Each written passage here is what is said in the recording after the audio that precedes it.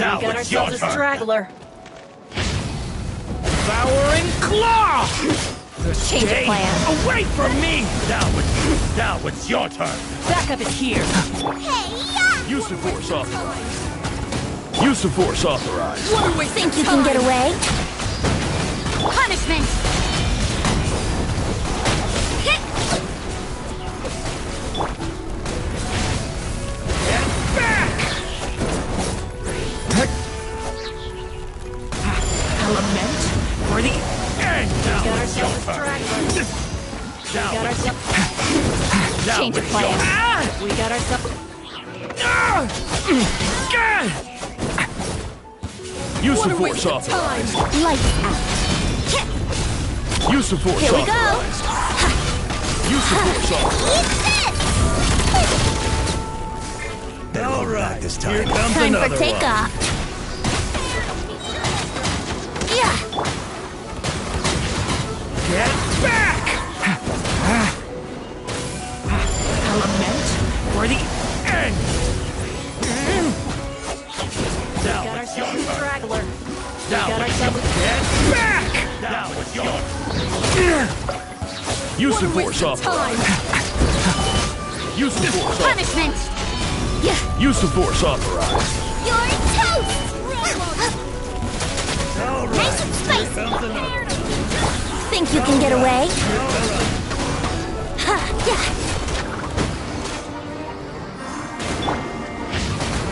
Thunder! Stay away from me! Now Got it's your ourselves a turn. straggler. Now Got it's your ourselves a turn. straggler. Got ourselves a- Time for takeoff.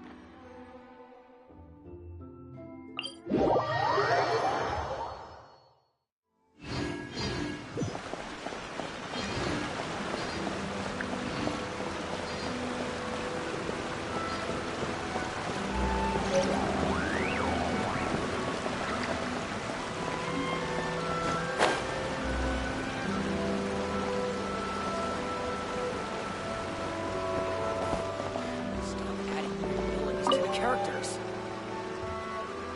Hello there, little one. What a lovely surprise. Where have your travels taken you recently? Oh, they all sound quite adorable. It must have been quite an adventure for them, coming from far and wide, crossing national boundaries to meet with kindred spirits. Ah, it's a tale filled with the romance of youth. The Soul Blazer saga seems to have quite a strong following. Maybe it's time to run another round of reprints. With such a dedicated fan base, it's only right to throw a token of gratitude their way.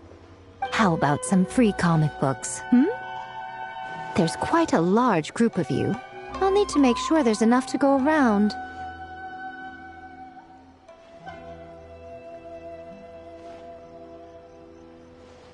These are first edition prints. You won't find them for sale anywhere. Take good care of them now. Everything is going smoothly, just as I planned. Interesting. The new book from Yai Publishing House. Come take a look here.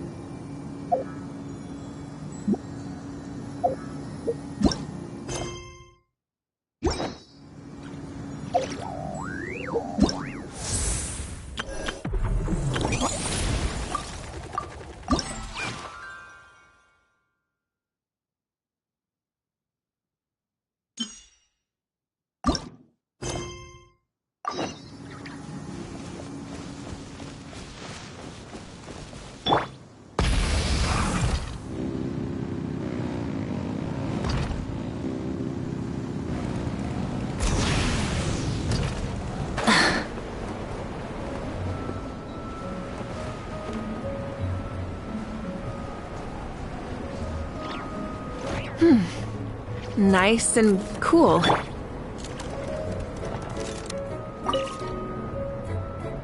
Traveler! What a surprise running into you in Mondstadt! I've never been anywhere with a climate like this before. It's so cold! But wow, what an experience! I've had my first snowball fight, built my first snowman. Oh, and the comics are a nice surprise. The Soul Blazer saga is super popular in Inazuma, but I totally wasn't expecting to find so many people that read it. I had a great chat with some Natlanese fans earlier. Oh, it really got me inspired. So, I ended up making a character stand. Oh, sorry, let me backtrack a little. Have you ever heard of the Soul Blazer saga? Oh, no way! Your friends are into it too? What a funny coincidence! In that case, let me give you this character stand of Fiatena. Oh, She'll be right at home in the Legion of Soul Blazers.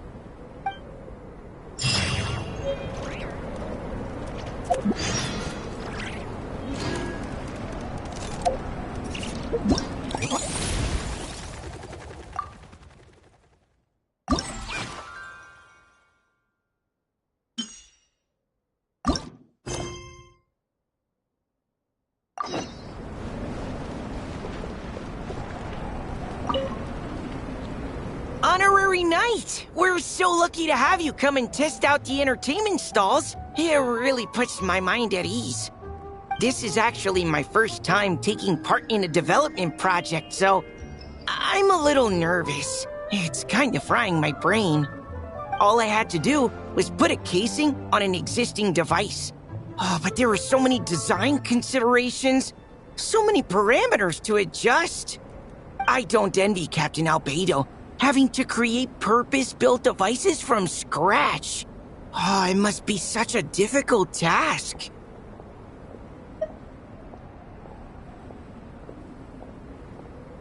Wow, thank you.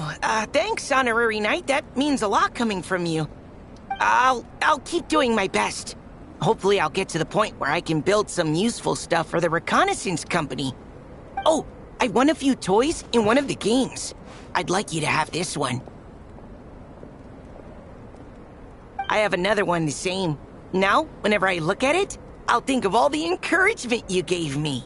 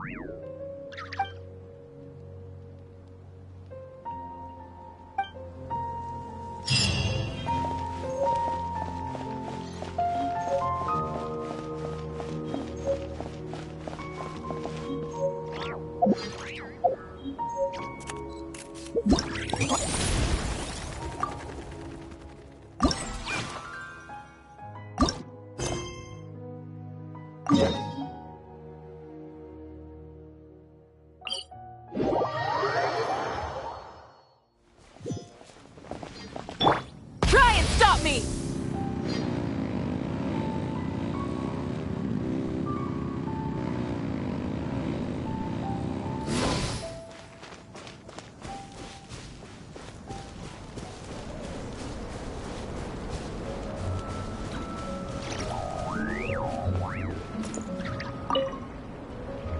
Dragonspine can be a cold and miserable place. If you're gonna invite spectators to come and watch an event here, you gotta make it worth their while. Hopefully, these stalls will keep people entertained and make the atmosphere in the camp more relaxed. I'm also taking the chance to hand out some little trinkets for the teams to decorate their tents with. Here you go! These are for the Soul Blazers. Best of luck in the competition, and don't forget to have fun! Miko gave us a pretty generous stash of comics. Since the plan is to share them with the group, why don't we display them somewhere that everyone can see?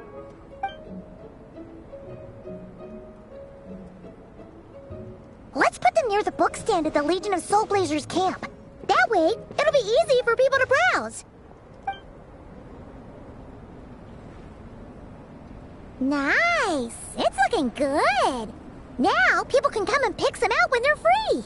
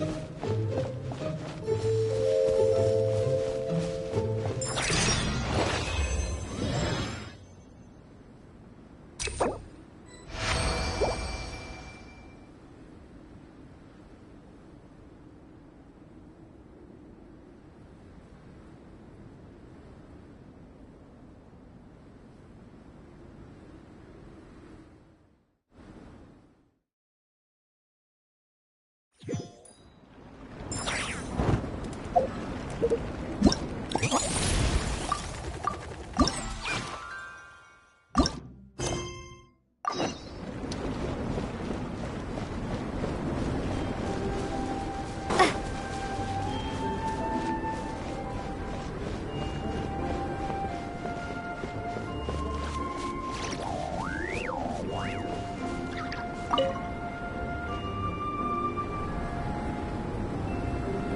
Honorary Knight, you're here too! Amber told me that there's gonna be a race here and loads of other cool activities. I'm having the best time. The nice people running the stalls gave me loads and loads of gifts to take home with me. Here, have this snowman. I won it from one of the games. If you ever have some free time, we should go play it together.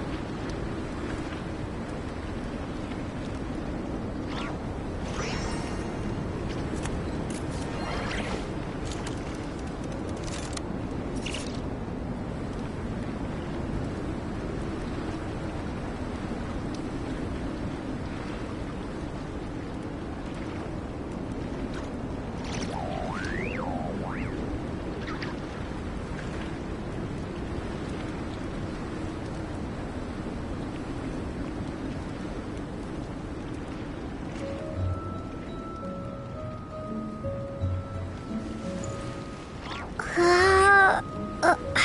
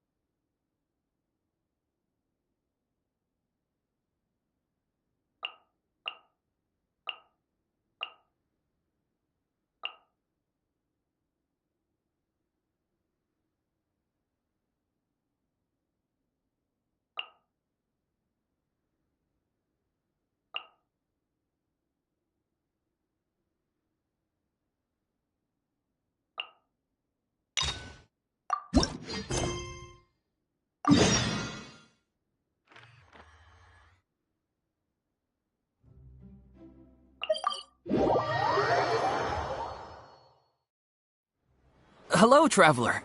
Have you ever heard of a moment of dreams?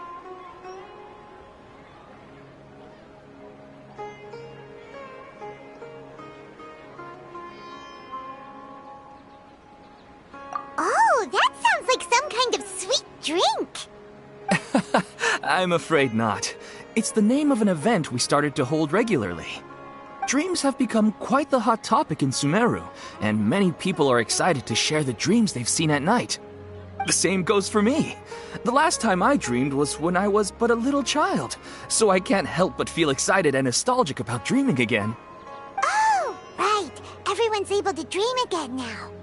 Yes, we organized an event to give everyone with new dreams a platform to freely share their experiences. And thus our event, A Moment of Dreams, was born. So, it's kinda like a fireside chat. You could say that.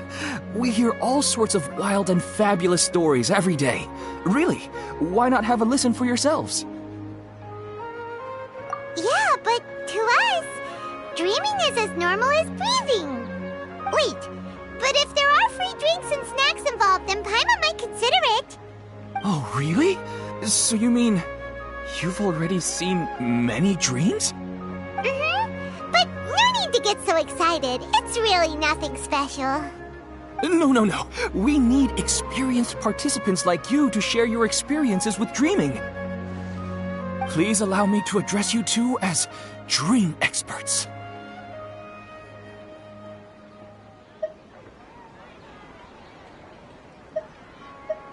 Oh, expert? Paimon kinda likes it. Now you seem interested. Please, follow me to the meeting place. It won't take much of your time. Rest assured, you'll find all the drinks and snacks you'd like there. Wow, how accommodating. Sign us up. But wait, Paimon's getting ahead of herself again.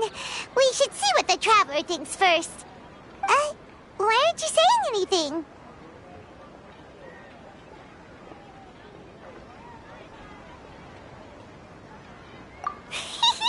Alright, hurry up and take us to be dream experts. Very good. Follow me then.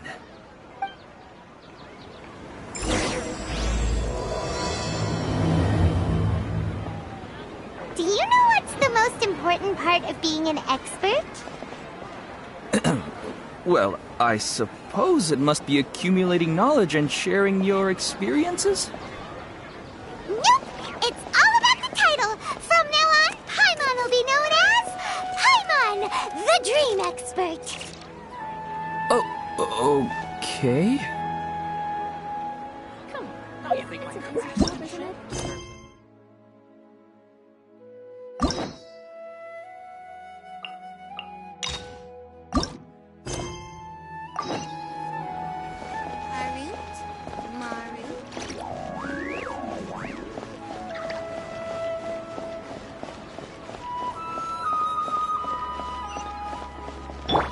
Full throttle!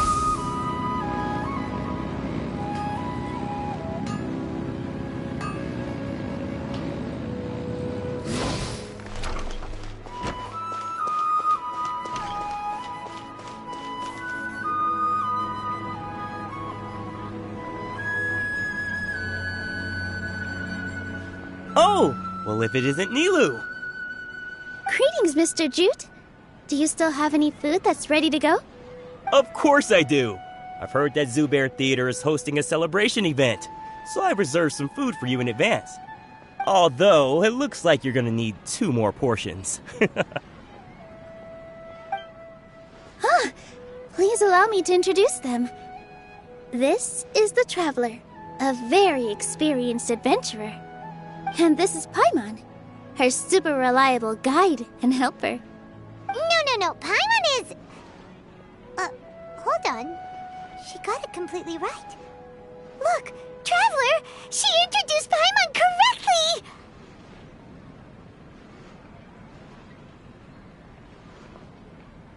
correctly! Don't underestimate Nilu.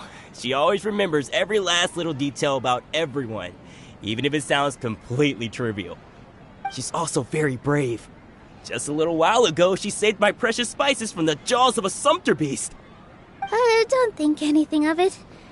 I just help out when I can because everyone else takes such good care of me. Anyway, sorry to get off topic. We're in a bit of a hurry. Mr. Jute, did you say you didn't reserve enough food? I was joking. Anyone who runs a business knows to keep some extra stock. After all, orders get changed all the time. Oh, that reminds me.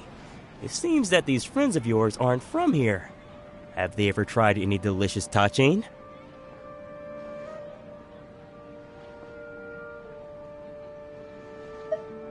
Ooh, what a fantastic idea! Mr. Jute, did you bake a batch recently? Tachin is a mixture of rice and meat that's baked into a cake-like shape. Mr. Jute adds special spices into his. Its aroma is just so wonderfully delicious. If you ever see kids crowding all around Mr. Jute's place, you know he's baking up a storm. But is it really just for the kids? Don't you often follow them in too? I just can't help myself. We're 2 peas in a pod. Who doesn't enjoy some good food? Wait here. I'll bring some over.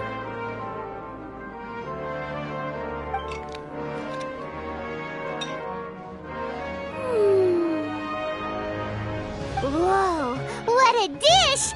It's sweet and sour and full of deliciousness! Paimon can't eat it fast enough! No matter how many times I eat it, it's still so delicious. I wouldn't have offered it as a treat if I wasn't confident in the taste. I baked a lot just now, and it's all packaged and ready for you to take back to the theater. You made so much. Is it really okay to take them all? It was nothing. Making 1 serving or 100 servings is all the same to me. If anything, I should be thanking you for helping me clear my inventory. Don't worry about it. What kind of person would I be if I made you pay for a treat? Make sure you got everything. Feel free to come back anytime.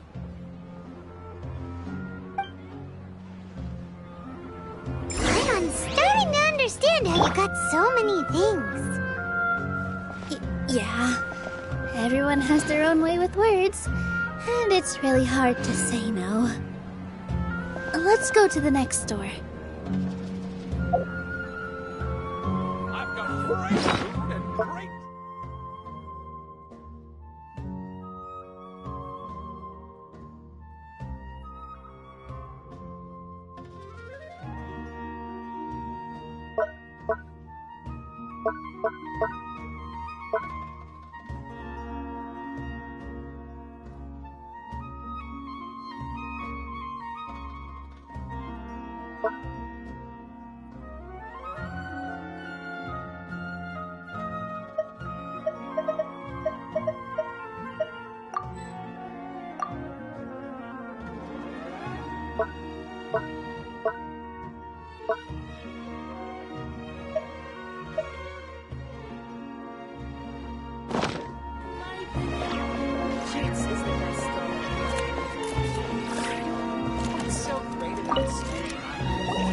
Nilu, good timing. I have the textiles you ordered.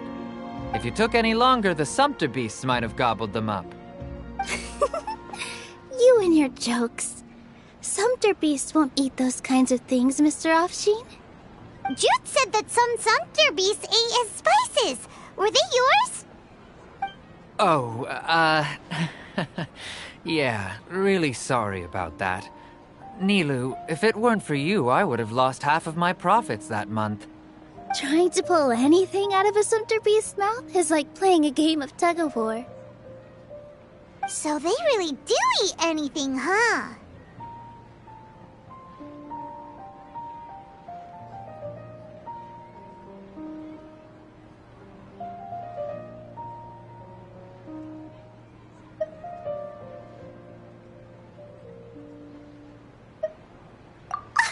What's that supposed to mean? Come now.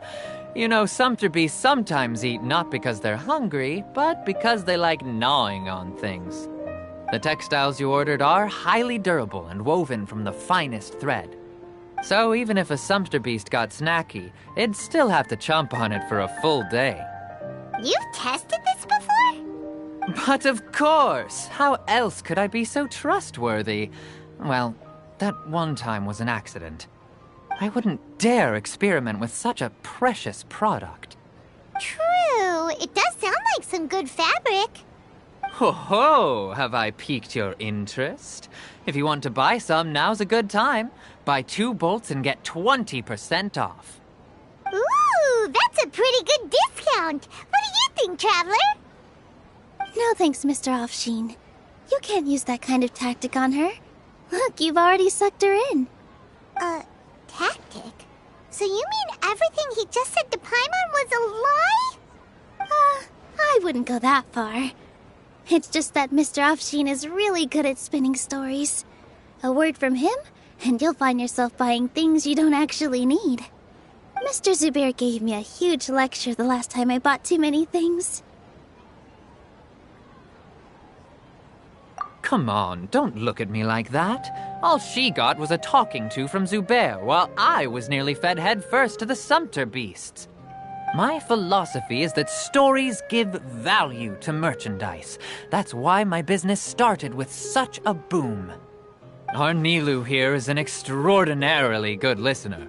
Back then, she believed anything I said. After a while, I began to feel guilty selling things to her because of how happy she looked.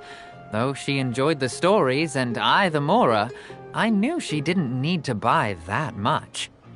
Anyway, since then, I've come to realize 2 things. 1, that stories should just be a means instead of an end. And 2, that there's more to business than just selling goods. It's okay. We're all friends now. There's no need to dig up the past. That reminds me. Some of the goods from my latest shipment aren't in the best condition. They're fine for general use, but my customers have high standards, and I don't have the time or resources to find new buyers right now. Nilu, why don't you take them? Huh? No, I can't do that. Just think of it as a favor for me, all right? The theater can use them for props and whatnot. It costs me Mora to store or ship, so I'm just losing money every day continuing to hold on to them. Even so, let me buy them at market value. Nah, these goods are hard movers. Besides, if I let you pay, wouldn't it mean that I'm just using stories to sell my goods again? Just take them. If you really feel that bad about it, give me some theater tickets later. Oh, yeah, you should also take some while you're at it. Adventurers are always in need of materials, right? Wow, even we get a share of this? Hurry and take it. Just looking at it all is giving me a headache. Thanks for the huge favor. There's still one more store. Are you alright holding on to that much stuff? Paimon, why don't you lend a hand? She must be tired. If Paimon were to refuse, would you then think less of Paimon than even a sumpter beast?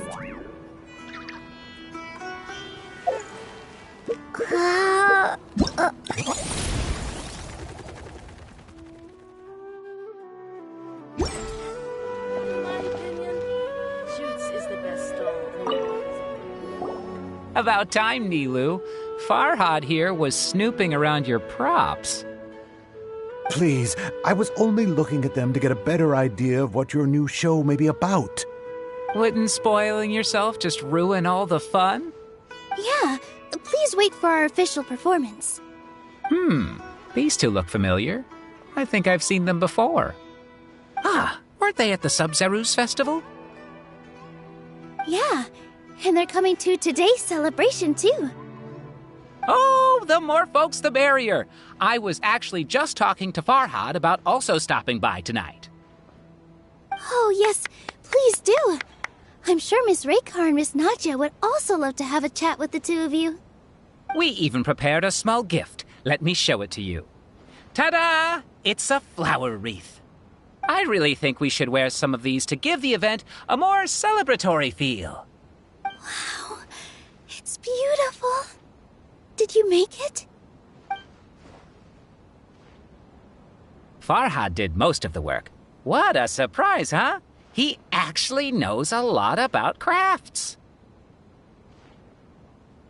That is pretty surprising. Hey, why can't I have a little side hobby? I worked really hard on that. I know. I watched you make it. I wasn't making fun of you. All right. Why don't you also try some on? We've got some wreaths in your size.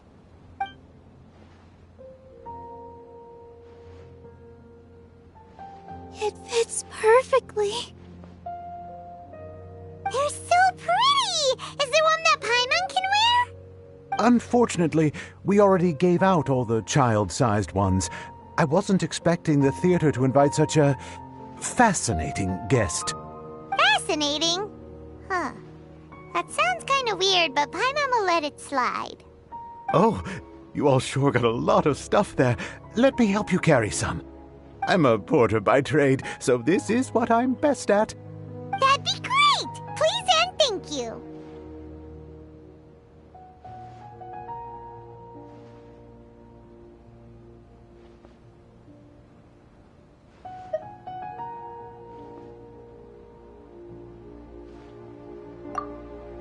But we have a pro now! Thanks for the help, Mr. Farhad. But let me make one thing clear first. Don't try to ask about what's in the new show. Otherwise, I may not be able to hold back Mr. Zubair this time. You're so obvious that even Nilu saw right through you. Shut it. Fine. It's not like I want to get on his bad side either. Including Hushang's things, though. We'll each need to carry a box if we want to move everything in one trip. Even my strength has its limits. Paimon looks like she doesn't want to, so I'll carry a little extra. Although I may not appear super strong at first glance, I actually do a lot of strength training on the regular. Strength and balance are both really important for a dancer. No, let Paimon. Paimon will help carry things. The Traveler's right. Paimon shouldn't freeload.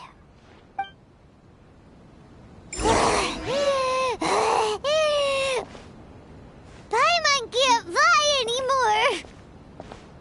Are you okay, Paimon? Paimon's good to keep going. But Paimon now understands when people say there's no such thing as a free lunch.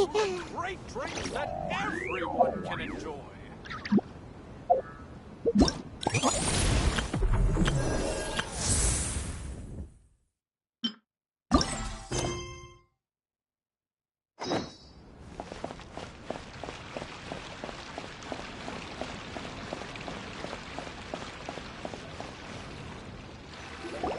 Oh, that sure was a lot of stuff.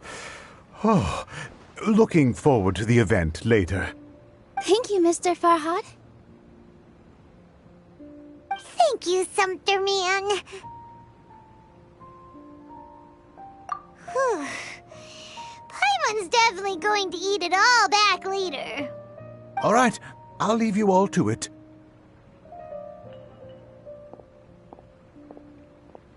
See ya.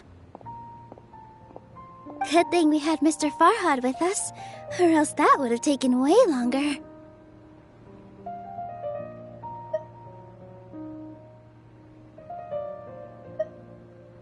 Of course! Because everyone's working here together. We're all like neighbors, so we're always helping each other out. It's easy to forget that everyone's running a business. With this many freebies being thrown at you, you probably don't need to work. I felt so guilty at first, like I always owed someone something. I was always thinking of ways to repay others. Later on, I realized that it's actually like what Mr. Afshin said. By taking the freebies, I was helping everyone out and saving them money. When you order the wrong item, or make too much of something, sometimes the best way to maximize the value of those goods is to give them away. That's why there's no need to stress over the freebies. All of us repay others by helping them when they need it. Oh, that actually makes a lot of sense. This has become our norm, and no one keeps track of the back and forth anymore. So really, don't worry about it. Alright, I have to bring all this to Mr. Zubair and do a little bit of prep. Feel free to hang out here for a bit. It'd be nice if you could also get to know some other people at the theater.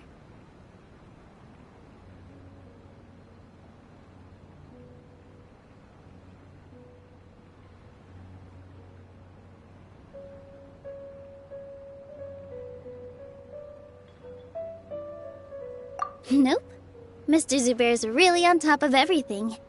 You two are our guests, so please, just relax and look forward to the celebration. Wow, the atmosphere here is so nice.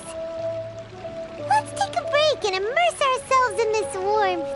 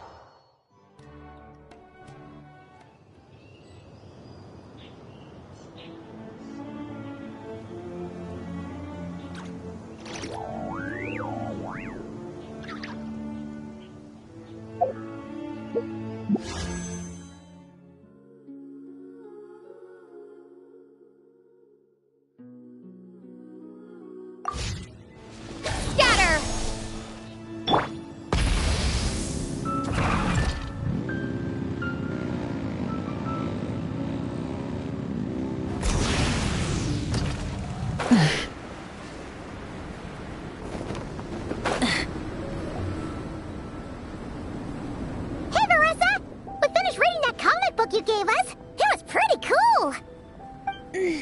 Morning. Wait, you finished it? Wow, that was so quick!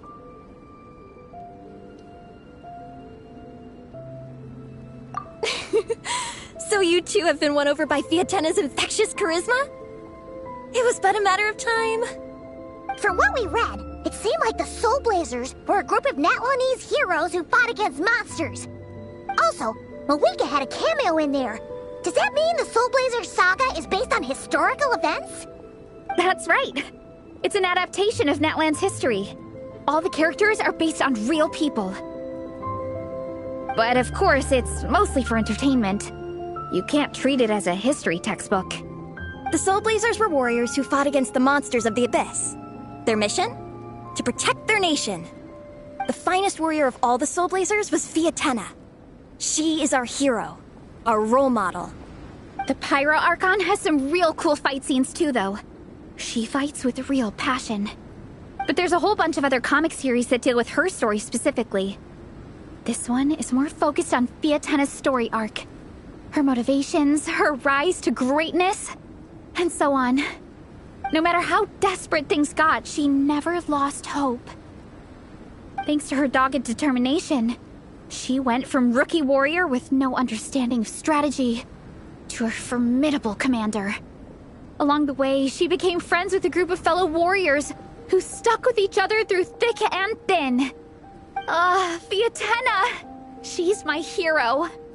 This story really means a lot to her. Oh, every time my thesis gets rejected, I just think about all the challenges that she faced. And suddenly, my own problems don't seem so insurmountable after all. Don't worry, Alrani. I have faith in you. You'll get your thesis approved one day. Aw, Veressa. You bet I will. Trifling thesis, you are no match for me. When I get back to the academia, prepare to be whipped into shape. So, now that you guys are into this series, you wanna join the Legion? What does it involve? It's a comic book fan club, right? Don't stress over it. Yes, we were initially brought together by a shared interest in comics, but ultimately our main purpose is to share life's joys and get rid of life's woes. Whatever comes our way, we have each other, and we can face it together. We discuss comics together, eat together, and chill together. In that case, Paimon's in! Yes! Welcome, welcome! Captain, what about the welcome ceremony? Or have you forgotten our traditions? Of course I haven't forgotten. Find a nice open space and wait for me there. I'll just go grab something from the camp.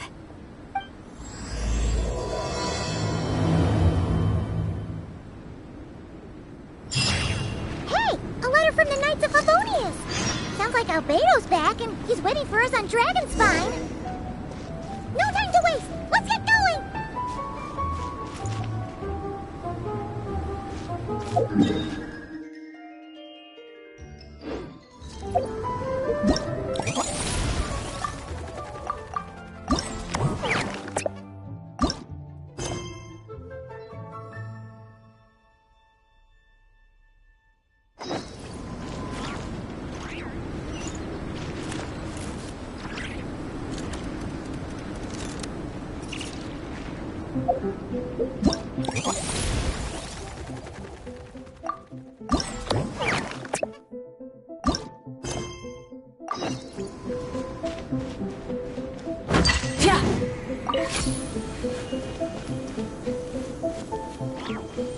Try and stop me!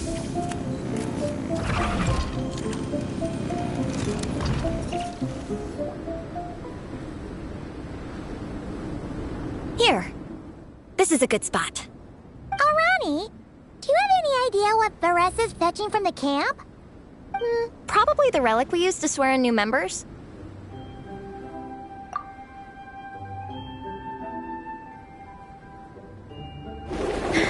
I'm here! Hope I didn't keep you waiting too long. I sprinted the whole way. Here, take this. It's a Fiatenna mask. I made it myself. Thanks! Huh? Isn't this the mask you wear in combat? That's right! Fiatenna used to wear a mask in combat too. So the one I made for myself is modeled after hers. Mind if I keep going for a bit? Not at all! The floor is yours! The tale of the Soul Blazer saga is a long one, told over 12 volumes. The characters go through so many changes along the way, growing and developing as the story progresses. This mask, for instance, is just one of the 5 different versions Fiatenna wears during the story. This one is my favorite of them all. At one point, Fiatenna goes through a tough phase where she's disillusioned after fighting so many battles, but her friends are always there for her even through her darkest time. With their encouragement, she was able to rally and get back on her feet. And this is the mask she wore when she made her comeback. In my view, that makes it the perfect relic to use for inducting new members into the Legion. Oh, his ceremony just got super ceremonious. Hold on to it. You're gonna need it during the ceremony. Oh, Captain, is it time? Now, Traveler and Paimon, join me in reciting the Legion of Soul Blazers Creed, which we will cry out at the top of our lungs. Yeah, just imagine you're bursting with praise for the chef after a sensational meal. Or, for me, sometimes, I get so happy hanging out with my friends that I just want to shout, "Thank you!" as loud as I can. When you believe in something, you shout it for the whole world to hear. Exactly. I couldn't have put it better myself. Now, repeat after me. Okay. Through pain and defeat, we shall never fear. Through pain and defeat, we shall never fear. I will always champion love and imagination. I will always champion love and imagination! Great! Soul Blazers, as of this moment, you are now members of the Legion. Nice! I can't wait to tell Shilonen the good news. If I'm not mistaken, she's out training with Minnie and Igong today.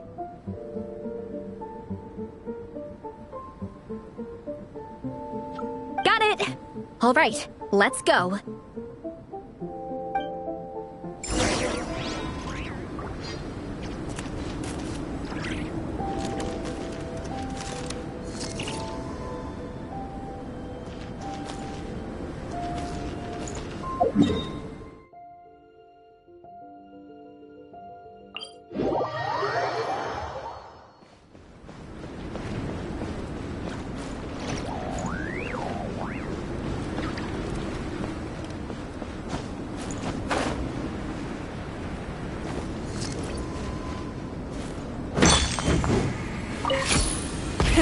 Rev the engines!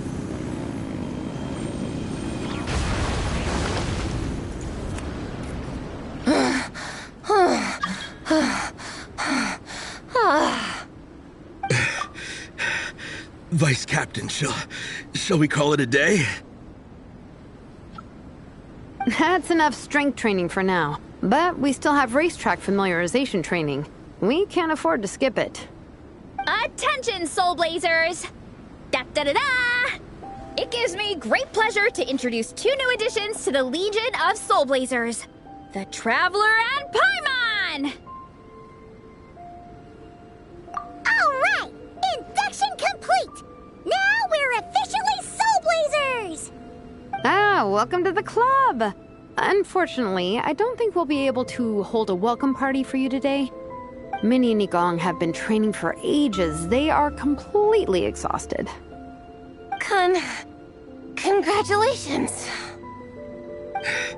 Minnie, you still up for racetrack familiarization training? Yeah. Why wouldn't I be? Since it's a 4-person relay, we gotta rehearse every stage. I'm so jealous of Alrani. Logistics is the easiest job. Gets to stay at the camp the whole time. Yeah, they seem totally wiped out. Alright, we can skip the welcome party. We pretty much know everyone anyway. Shame you have to miss out, though. I feel kind of bad. Let me think. Ah, okay. Here's what we'll do. Why don't you join us for training? We still need to practice on the race course itself, so we could turn it into a team-building event. In this cold weather, there's no better feeling than running around and getting the blood pumping. We'll all feel toasty and warm by the time we're done. What do you say, Traveler?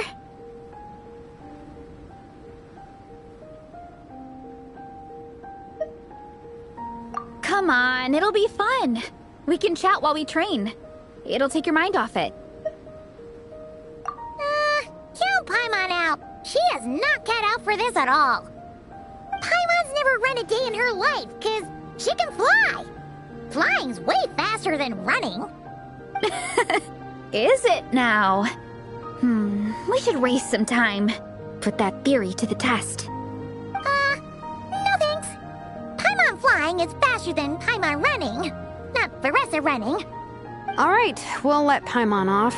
It would be pretty absurd having someone who can fly join a running race.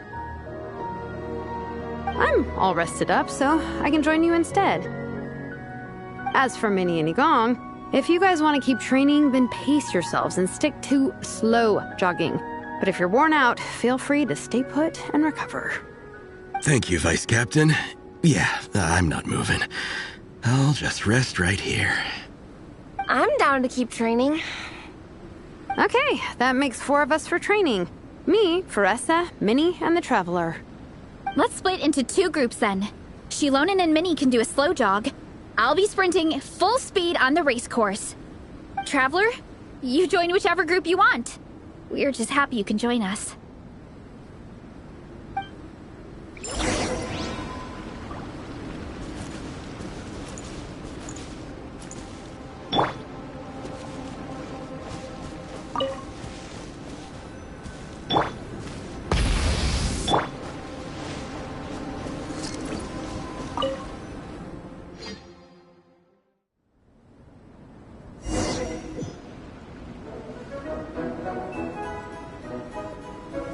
Okay, keep your head up, shoulders back, and allow your arms to swing however feels natural. You'll save energy that way.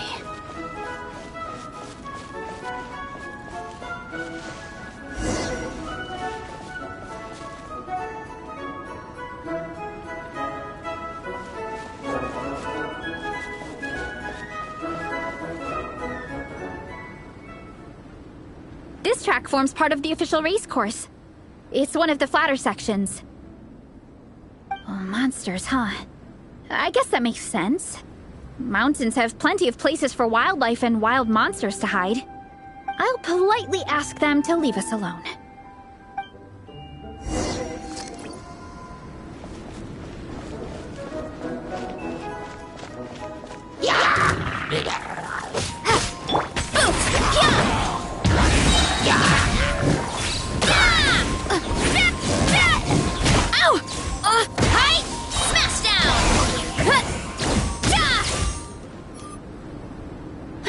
Glad that's taken care of. One less thing for Minnie and Shilonen to deal with. They're jogging the same course as us, right?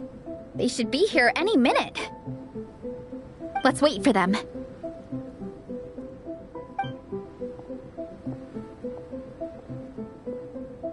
How's it going? You two holding up okay? I'm good. Minnie's form is so much better than last time. I still think I need more practice.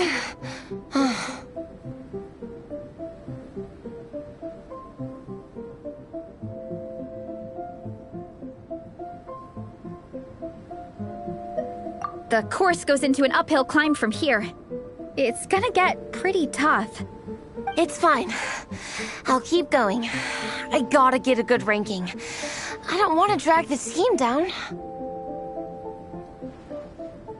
Even so, you shouldn't push yourself too hard. Health and safety always come first. Results are second. Thanks, Veressa. I do appreciate it, but the thing is... You need this, don't you? For personal reasons? You mentioned some kind of deal with your parents. I'm guessing it's something to do with that? I noticed you had a certain look on your face when you first brought it up, like you were trying to suppress how you were feeling. In my view, when a kid makes a face like that, it's actually a cry for help. So, what's really going on? You can tell us. If you keep it to yourself, we can't help you fix it. I remember Minnie saying in one of her letters how she hoped to go to Inazuma one day and work as an assistant comic book artist. That or become a prop maker, building true-to-life comic book items for fans. But her mom and dad aren't very supportive of her goals. Could that have anything to do with the relentless training? Oh, okay. I'll explain. Varesa's right. My mom and dad don't approve of me moving abroad for work.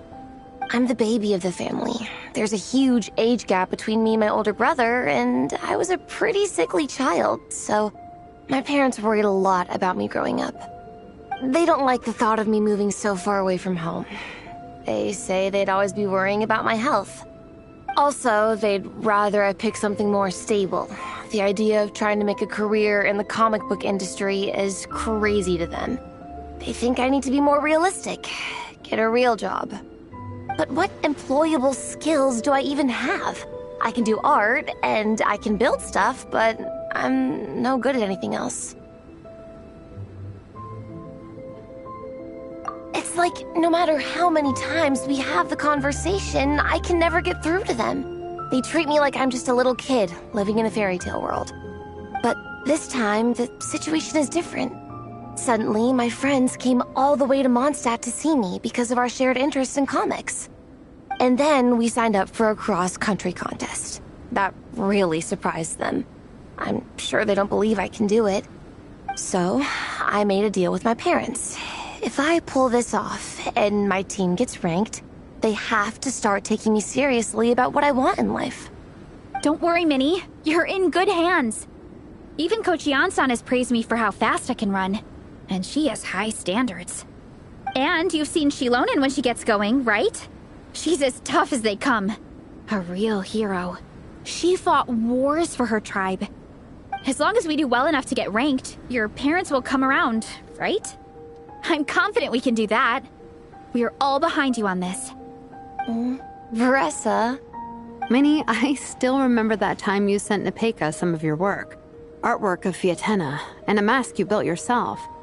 She showed them off to all the other kids in the tribe, and they loved them so much, they offered more to buy them off her. But Nepeka wasn't about to let go of them. Huh? Really? I had no idea anyone would want to pay for my artwork. Why wouldn't they? Your creations have real value. And while that's subjective in emotional terms, hey, the offer of more is a pretty objective measure. To me, that fact alone says that you already have a real job. Your mask and artwork are already famous in the Collective of Plenty.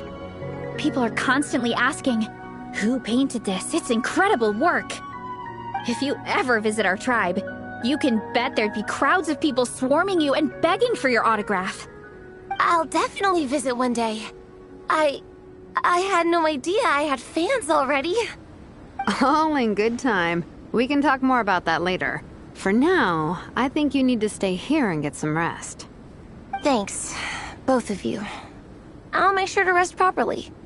Good. I'll stay here and keep you company for a while. The Traveler and I will keep training then. Might as well finish out the track.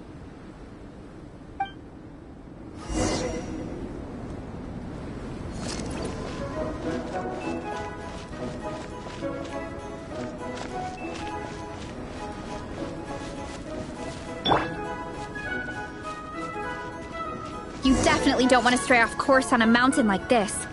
It could get dangerous. If you find yourself getting cold, there are some torches off to the side in this section. Just set one alight and warm yourself up.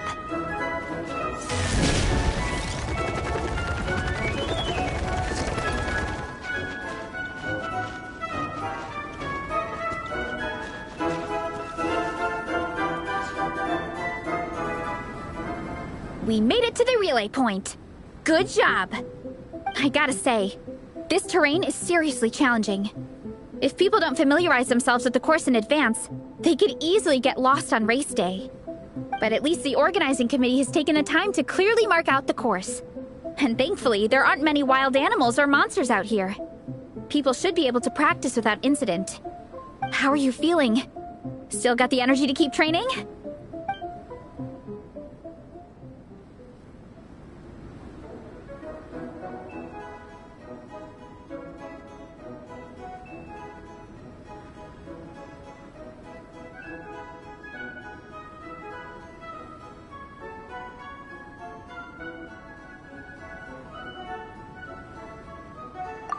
Awesome! Then let's get back to it. Whew. The next section looks even harder. Let's make sure to stay alert so we don't leave the course, and pace ourselves to protect our joints. That's what Coach Yan-san would say. Her advice is always spot on. This is the second section of the official race course. Watch out for signs so you stay on track.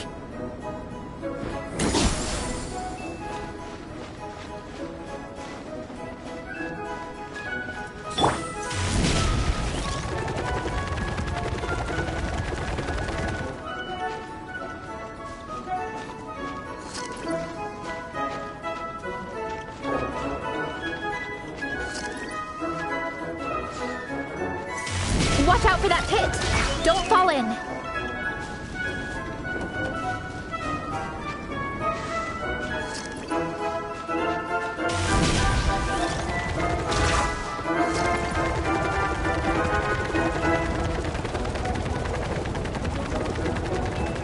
There's a gap here. If we jump down, it should shave off a lot of our race time. But it's a little risky. Gotta be careful not to sprain an ankle or it's game over.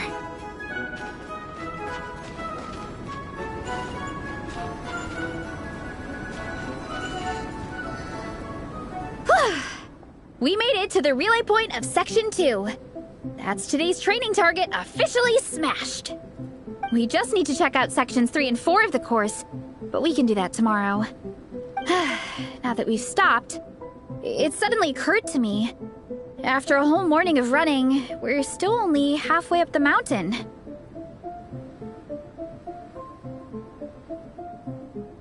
Kinda?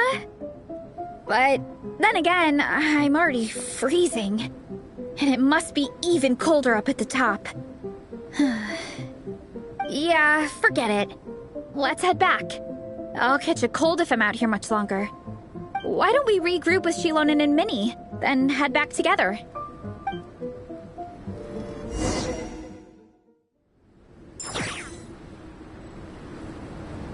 Hey, you two. We're back.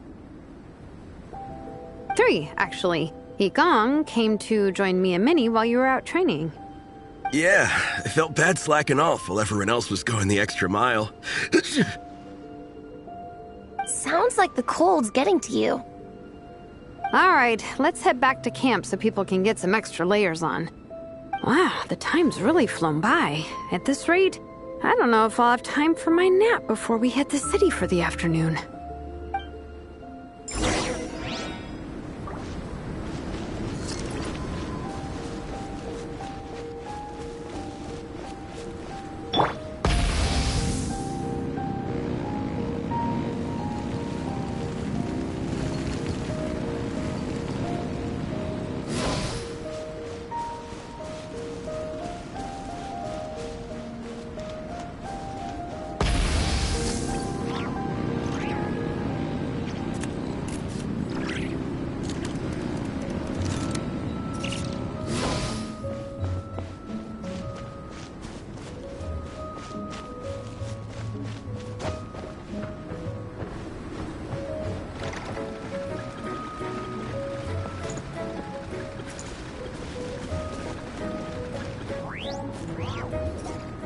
Well done on your training, everyone.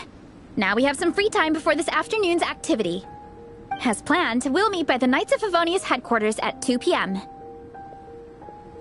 Will we get to go to the library? Will we? That's right! Excited? Yes! Me too. After days up here in the mountains, I'm looking forward to finally checking out the city. Great! In that case, see you all at 2 p.m. sharp for some well-earned fun. Yeah! That perked them up. Now that fun's on the agenda, they don't seem so tired anymore. Well, of course. It's important to relax and de-stress after training hard. And to eat. I am super hungry right now. Okay, everyone. Dismissed.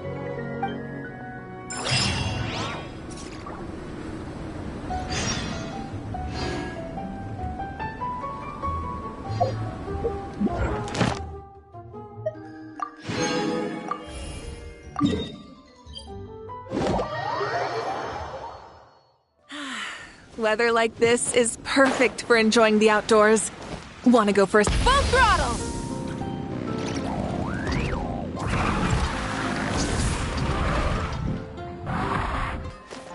Ad Astra Abyssosk.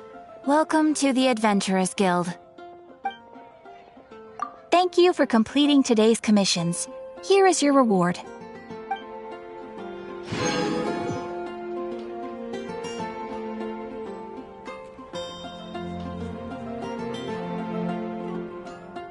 When you're high up, everyone can hear your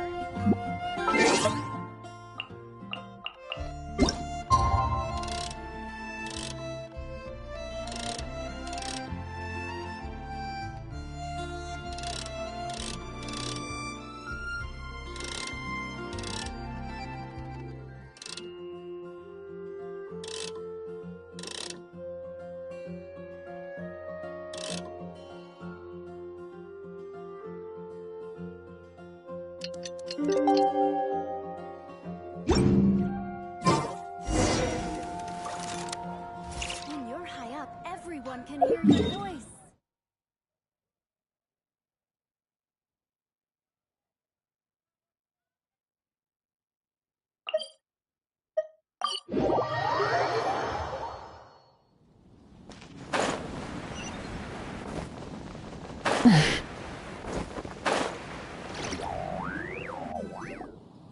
Okay, people, time to go. I wonder what the Mondstadt's comic collection is like. Don't let me down, Mondstadt Library. Shilonen, we made it! Nice, everyone's here. Let's go. Minnie and Varessa are already inside.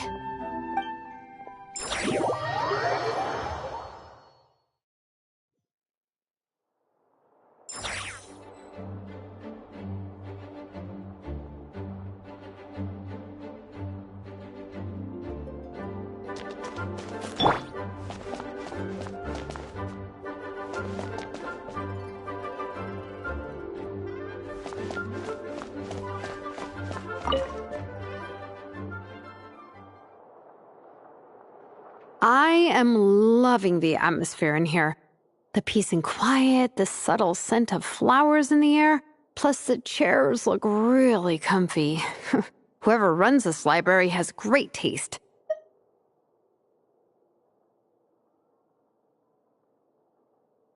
Ooh, that being said, what happened to actually running the library?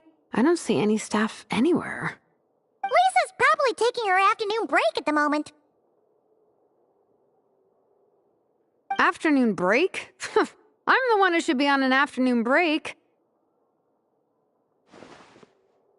That's it. Okay, I am taking a nap. You guys go hang with Varessa. I'm gonna find a table to pass out on. Yeah, it's just too cozy here not to. It'd be a shame to waste the opportunity. There, that table. I have been eyeing it since we got here. It has nap material written all over it.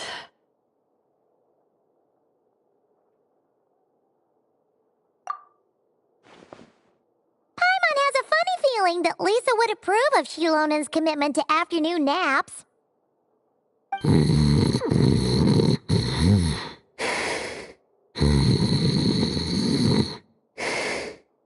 Whoa, that was fast!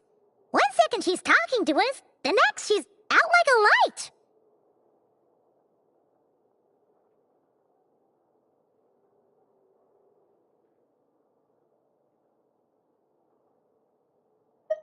Guess so. Happy napping, Shilonen.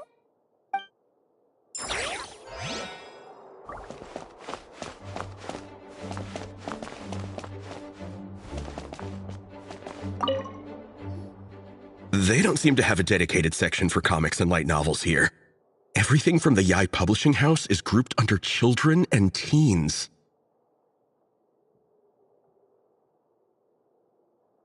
Everything is wrong with that.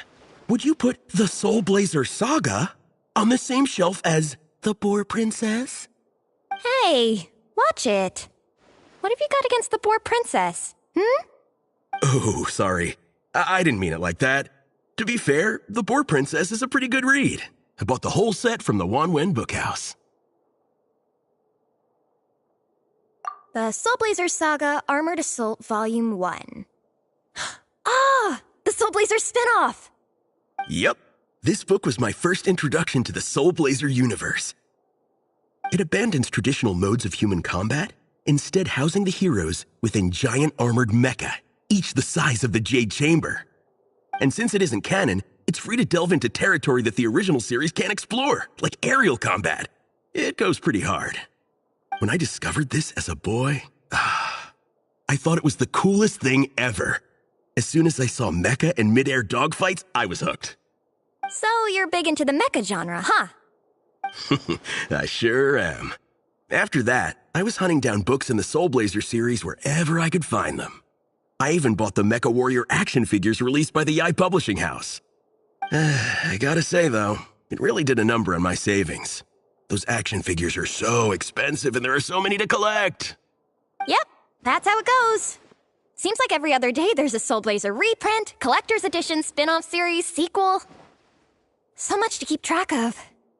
Yeah, the thing is, the publisher knows exactly what they're doing. They keep milking their cash cow for all it's worth, because chumps like me fall for it every single time. Me too.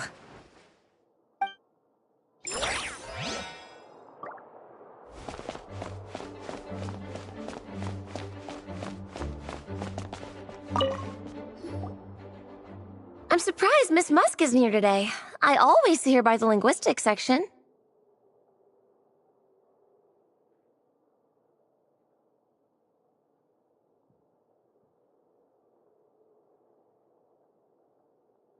You guys know this place inside out, huh? Even down to the regulars. That's impressive. Of course, the library is my secret base. I know which books are on what shelves, who the regular customers are, even what brand of tea Lisa uses for her afternoon drink. This chair is the same one I was sitting in when I first read through the Soul Blazer saga. And anytime I want to write letters to my friends in the Legion, this is where I come. I just feel so comfortable here. Miss Lisa is really friendly. She's shared some of her snacks with me before. Wow, amazing! Snacks. What I meant to say was, this library is totally different from the one back home. Instead of books, we have woven scrolls. They're usually hung up high on the walls, which means the shorter kids can't always see them. But I was always tall for my age. Whenever my friends wanted to read a woven scroll, they'd come get me to read it out for them. I got so used to reading woven scrolls in a group that when I eventually got into comics, I carried on the habit. It's more fun reading them together with friends. You think so? How does that work, though? 'Cause everyone reads at a different pace, right? It works fine. The faster readers just wait for the others to catch up before turning the page. Plus, with other people around, you can read for a bit, then chat for a bit, then read some more. Beats reading in silence. Funnily enough, that's actually how I got to know Shilonen. This one time, I came to her workshop planning to commission her for a job. When I arrived, I found Nepeka reading a comic book. And it turned out it was the Soul Blazer saga! We were both pretty stoked to meet a fellow Soul Blazer fan. And I guess we were chatting so loudly that we woke Shilonen up from her nap. She came over, intending to quiet us down. But that turned into us roping Shilonen into reading comics with us. Next thing you know, it was the middle of the night and we'd been at it for hours. Shilonen was so tired. She just laid down in between me and Nepeka and went to sleep. Ever since then, we've been the best of friends. That sounds so nice. I really want to meet Napeka too. I hope I can visit Natlan one day. We can make that happen. I'm sure Shilonen would be more than happy to introduce you. And don't forget to invite me too. It's just... Hey, don't feel down. A deal's a deal. As long as we get ranked in the contest, your parents will have to respect your wishes. So let's put all our energy into doing the best we can.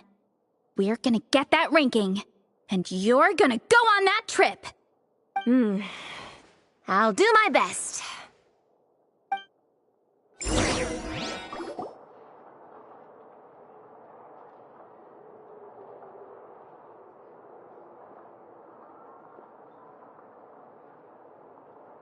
My. Looks like a lot of visitors snuck in while I was on my afternoon break. Hello, cutie. Hello, little Paimon. It's been too long.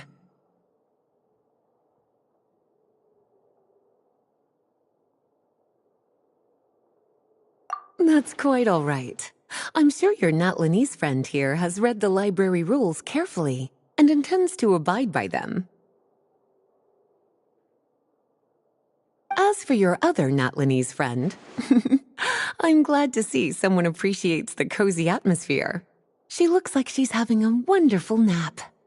Now then, has everyone decided which books they'd like to borrow? Yes, ma'am. I'd like to borrow this copy of Armored Assault.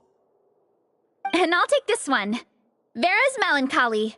Minnie recommended it. No problem.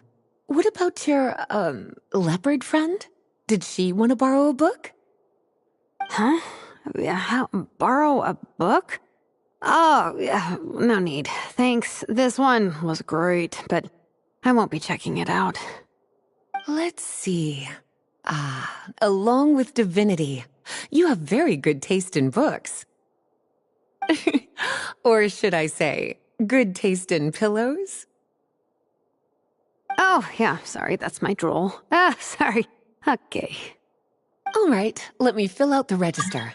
Then you'll be free to take your books.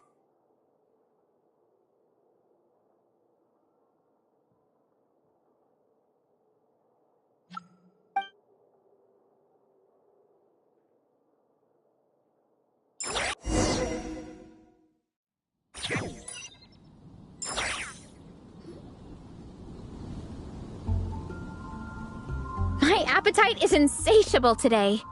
Must be because of all the exercise. Yeah, I bet everyone's getting hungry by now. We did push it pretty hard this morning. Plus, the organizing committee had a load of supplies to distribute today. Stuff to keep people warm. I'm ravenous after moving all those boxes. Minnie, you're a local. Any recommendations on where to get a late lunch? How about Good Hunter? Their steaks are really good. Oh, I am so down. I'm craving a plate full of meat right now. Yigong, don't tell me you caught a cold again. Sounds like we should get some hot soup for the table. Come on, let's go.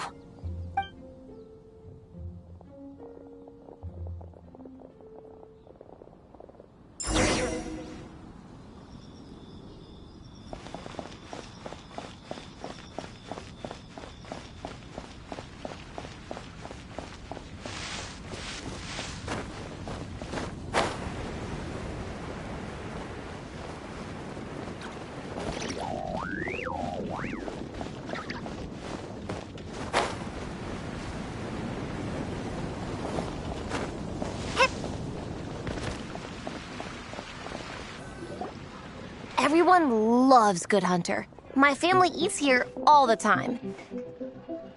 It's a little small, though. We'll probably have to split the group across 2 tables. Ah, bummer. Well, never mind. We've done plenty of group activities recently. It won't kill us to split up just this once. Captain's already been hypnotized by the menu. It smells so good. Meat stew? Seafood?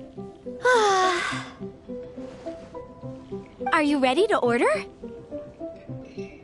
Let's see. I guess I'll get the ball rolling. Let's start with 30 plates each of tea break pancakes and flaming red bolognese, 7 bowls of calla seafood soup, and, 30 meat nados. As for appetizers, 12 apple roly-polies and 12 sautéed matsutake. Don't want to overdo it. Anyone else want to add something? Or we could just start there and add stuff later.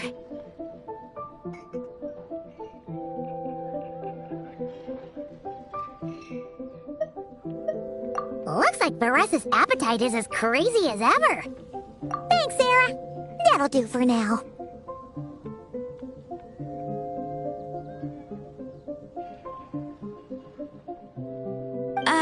Are you sure it's not too much?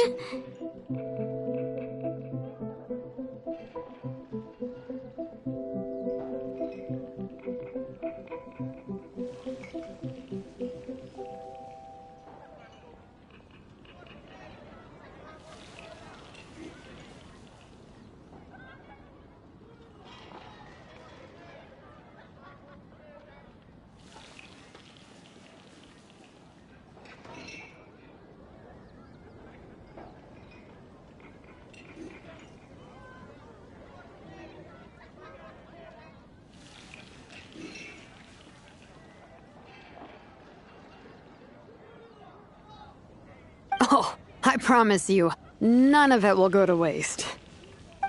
If you say so. Well then, I guess I better get cooking. Nothing beats eating a nice big meal when you're hungry for it.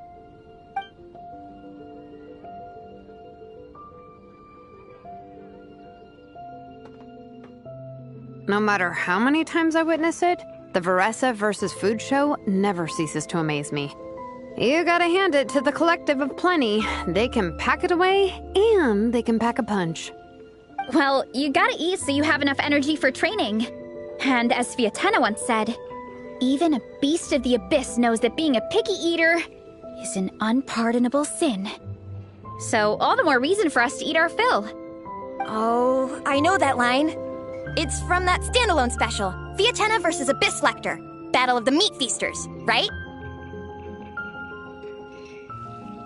Don't underestimate a hardcore fan. I know every line in the Soul Blazer saga, no matter where in the Soul Blazer universe it comes from. Nice one, Alrani. The writers had fun with that one, didn't they? Pure comedy. Can you imagine if that was based on a true story? An eating competition with an abyssal monster. Such a hilarious proposition. Yeah, it's really stretching the boundaries of possibilities. I guess it takes a certain kind of talent to come up with ideas like that. Wacky ideas are one thing, but what really blows my mind is the characterization process. The way they take historical figures like Fiatena and breathe new life into them as comic book heroes is just so impressive. Some people think I'm not enough. I have 2 words for those people. Think again. That's one of my favorite Fiatena quotes of all time. That's from the Soul Blazer Saga Volume 3. Just FYI. Thanks, Alrani. Minnie, do you have a favorite Soul Blazer quote? Or a favorite plot point in general? I think for me, it's the way they portray Fiatena's dream. Despite the endless numbers of monsters, and even when the Abyss seems like a never-ending threat, Fiatena never gives up fighting for her dream homeland. Maybe it is impossible, but if we don't try, we'll never know. Oh, yeah. I love that line, too. Volume 3 strikes again. FYI. No matter what, Fiatena always stays true to her dreams. That's why she'll always be my favorite hero. Same. But when I look at my own life, I wonder, will I ever have that same kind of tireless dedication? Following your dreams is so hard sometimes. I feel like I'm giving everything I have to give, but everyone around me is telling me, give up. It's not realistic. I don't know. Honestly, I'm not even that good of an artist. I'm never quite happy with my work. Sometimes I get to thinking that I should just pack my pens and paper away and be done with it. Maybe life would be easier that way.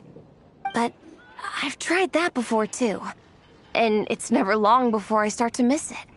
I'll be at the grocery store buying some cured meat or at home doing some chores, and I'll suddenly find myself thinking, I miss my art. Let me guess. It always ends up with you digging out your art supplies and giving it another try. Yeah, it's turning into a bit of a cycle, honestly. I keep flip-flopping between, that's it, I'm never painting again, and no, I gotta keep trying. Who am I kidding? I'll never have Fiatenna's perseverance. You're thinking about it all wrong, Minnie. Even Fiatenna had days when she didn't feel like training or eating right. Having tireless dedication doesn't mean doing the same thing on repeat every day. To me, dedication just means being passionate about something. Wherever you go, whatever you do, you always carry it in your heart. Sometimes you let yourself go, but it's okay. You can always get back on the wagon. If you lose muscle or stamina, you just build it back up again.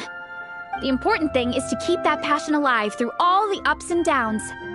As Fiatenna said, there is only one eternal power in this world, the power of love. Exactly!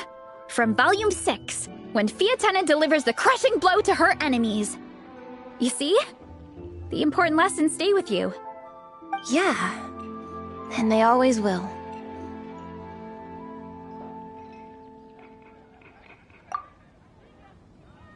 Wait a sec! Beressa? When did you clear all those plates? While everyone was talking. I guess Fiatenna put me in the mood for a meat feast. No fair! Come on, everyone, eat! We need to catch up!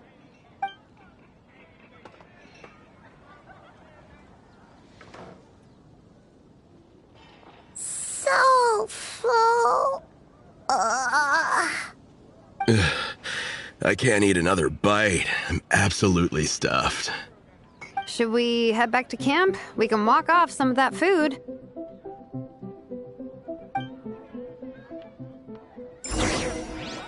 How can I help you?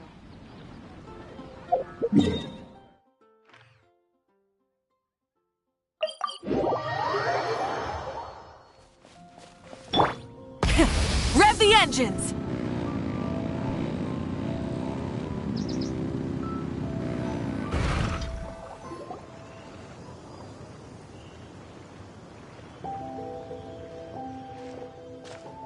There's no more group activities today. Once we get back to camp, everyone's free to do their own thing. That's a relief. I'm about to go into a food coma. Oh, Minnie, where have you been? I've been looking everywhere for you.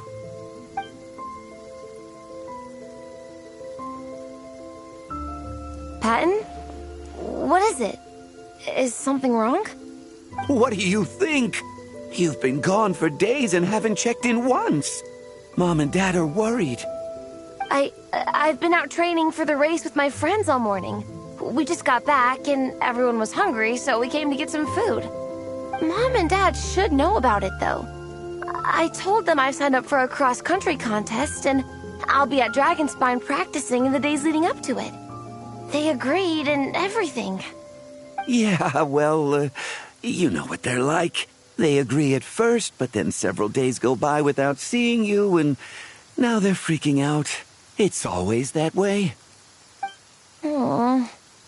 Oh! So, Patton from the tavern is your brother? Are these the friends you were telling me about? Wait, honorary knight? Hey, everyone! I'm Minnie's much older brother.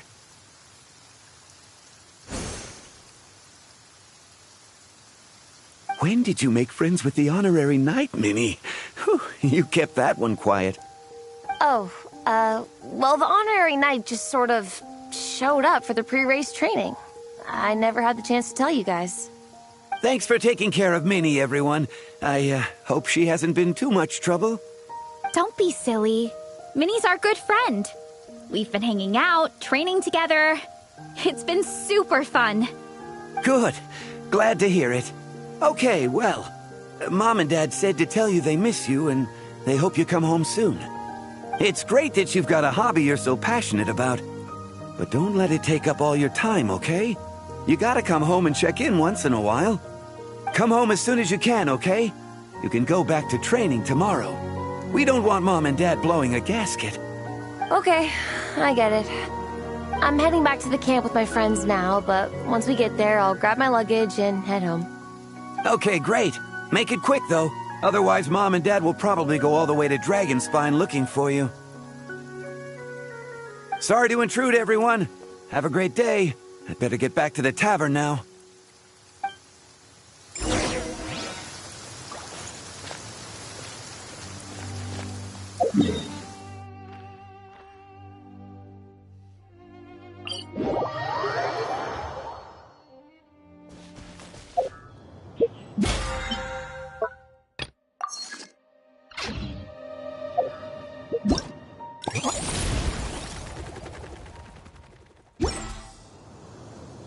Try and stop me!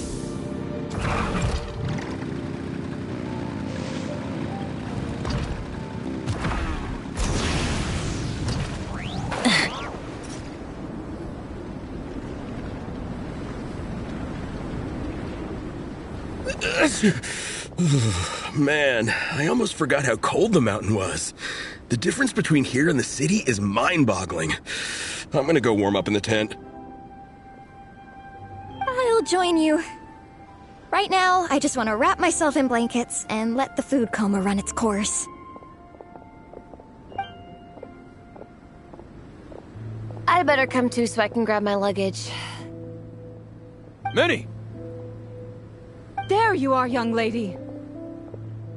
Mom, Dad, you actually came. What choice did we have? When were you planning on coming home? I thought this was supposed to only last a couple of days, but you've been gone for most of the week. I never said a couple of days. I said several days. You did. I remember that. But we also agreed that you'd be out during the days and come back home every night. Come on, it's time to go. Okay, I'll just let my friends know. Hey guys, I won't be staying in the camp tonight. See you tomorrow for training. Tomorrow as well? This is all getting to be a bit too much, Minnie. You've been out here for days on end. Don't you think you've had your fun? Besides, you're not built for this cold weather. Remember that dreadful fever you had as a child? It took the better part of a week to clear up. Your mother and I worried ourselves half to death about you. What?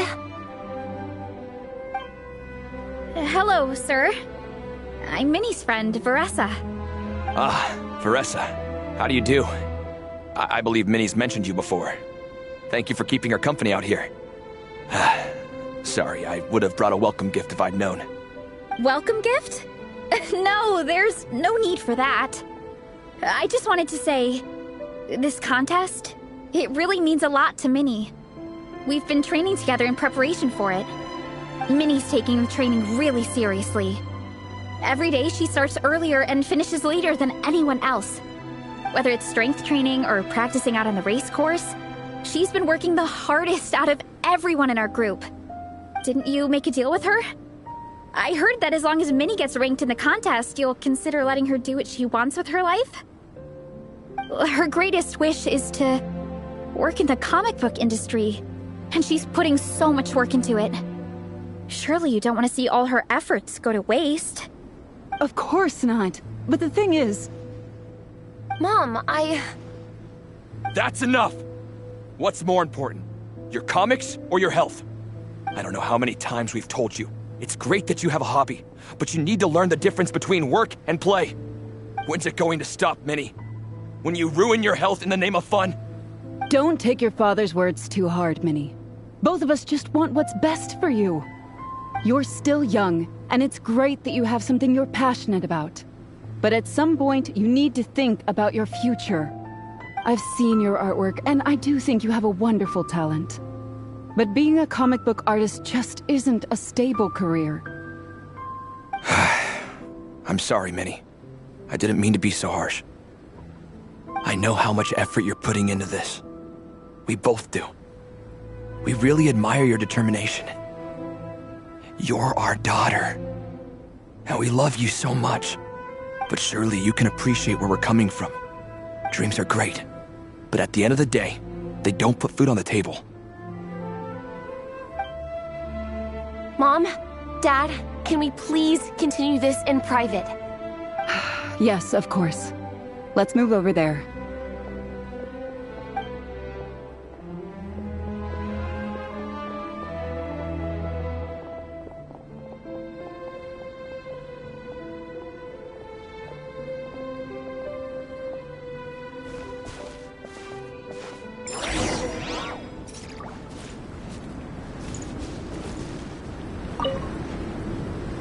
Oh, things got pretty intense with Minnie's parents there. Even Paimon didn't dare to interrupt. Yeah, I kind of wanted to speak up on Minnie's behalf again, but I didn't even know how to butt in. I mean, it sounded like their hearts are in the right place. They said they have her best interests in mind, expressed concern for her health, tried to comfort her, but the whole thing still just felt kind of off to me. I can't quite pinpoint what it was, though. I mean, whether I'm training, eating, or heading to bed for a nap, they're all smiles. But Minnie's parents, neither of them were smiling when they spoke to her just now. Their words were caring, but their tone was so angry. I don't understand it. It sounds like they don't want to let Minnie take part in the contest. But then all her hard work will have been for nothing. What are we gonna do?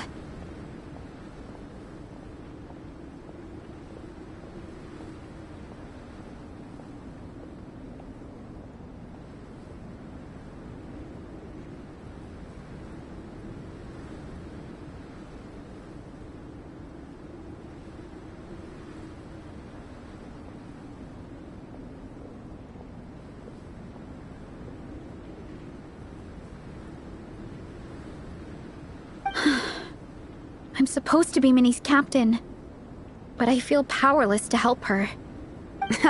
I wasn't expecting the Peka's gift for Minnie to come in handy so soon.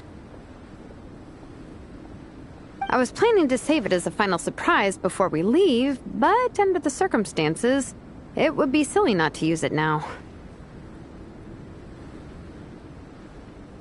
I can't put smiles on her parents' faces, but I think I can make sure Minnie gets to participate in the contest.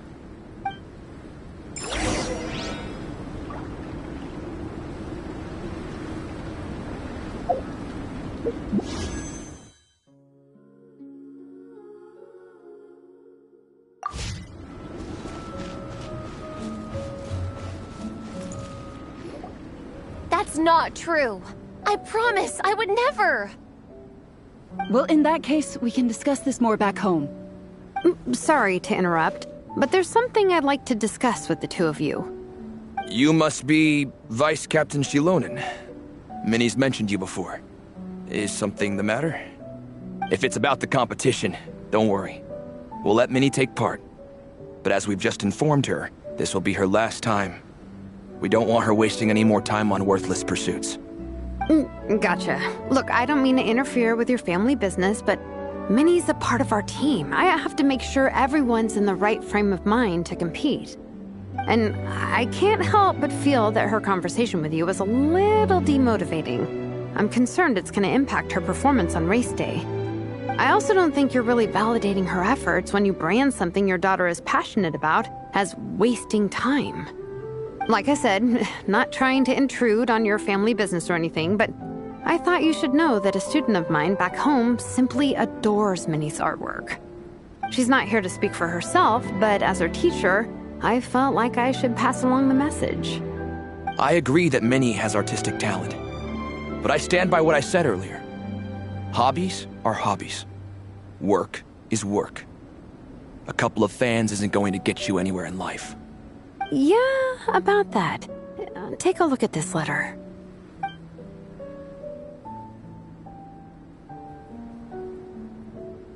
What's this? let's call it a token of appreciation from Minnie's fan base. They wanted to write one letter each, but I told them I couldn't take a whole sack of mail on a long-distance trip. So instead, my student Napeka arranged for them all to make a group painting for Minnie. In the end, so many people participated that it was pretty much one brushstroke per person. Napeka's so thoughtful. Sorry, Minnie. Napeka wanted me to give this to you as a surprise after the competition, but given the situation, I made the executive decision to give it to you now. So how many people is this? You think Minnie's wasting her time because in your eyes, making art isn't a worthwhile job? And when you use words like worthless, what you're really saying is it's not a stable source of income. Am I right? Yes, you're right. Well, now you have another way to measure worth. Your daughter's artwork has attracted a whole lot of fans, and very enthusiastic ones at that. Since arriving in Mondstadt, I've learned that being a bard is seen as a very respectable profession here. Let's imagine Minnie was a bard for a second. Instead of drawings and paintings, she'd produce poetry and songs. Instead of fans, she'd have an audience. Would you still be inclined to stop her from being creative? Would lyrics and music be just as much of a waste of time? I take your point, but there's still the issue of her health. Sorry, let me butt in real quick. You know, Minnie's not nearly as fragile as you think. I'm not just saying that either. I've been doing competitive sports in my tribe since I was a little kid, so I know what I'm talking about. Sure, Minnie's not built like a pro bodybuilder, but she's got great potential. A sensible amount of exercise is good for her health. Far better than staying cooped up at home all the time. Mom, Dad, my health is a lot better these days. Really, I feel great. Now that I'm training every day, my appetite's improved and I'm sleeping better. Minnie, sometimes I forget how grown up you are now. You're your own person with your own ideas. To tell you the truth, your mother and I don't really understand this whole world of comics and Yaoi Publishing House. When all's said and done, we just want you to have a safe and stable life. The last thing we want is to see you suffer. But a deal is a deal. This competition clearly means a lot to you. So, give it your best shot. See it through to the end. I will.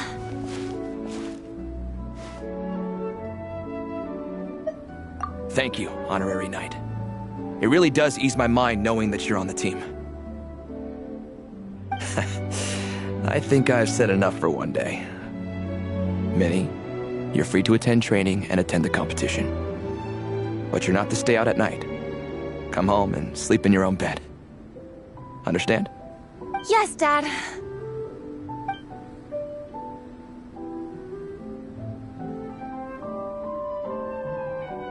Whew.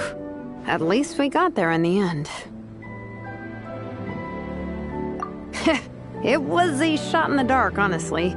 I'm not good at dealing with family drama. Sure as heck didn't have a plan B, so it's a good thing the letter worked. This is way more than I signed up for. I only came here to buy that, merch stuff or whatever.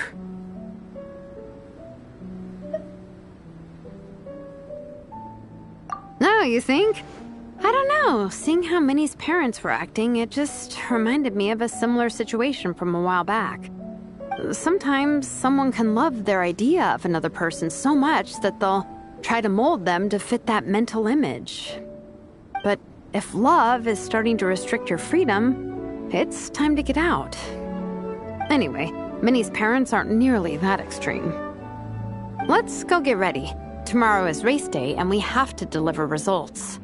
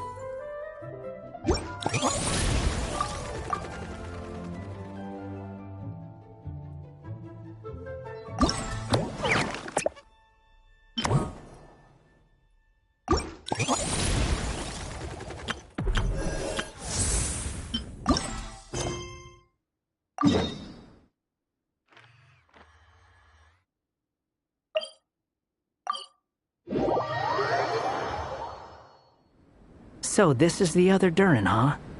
If this had been the dragon that ended up being revived in Mondstadt, there's no telling what kind of calamity that people would have had to endure. So, if you think about it like that, Durin's actually a hero.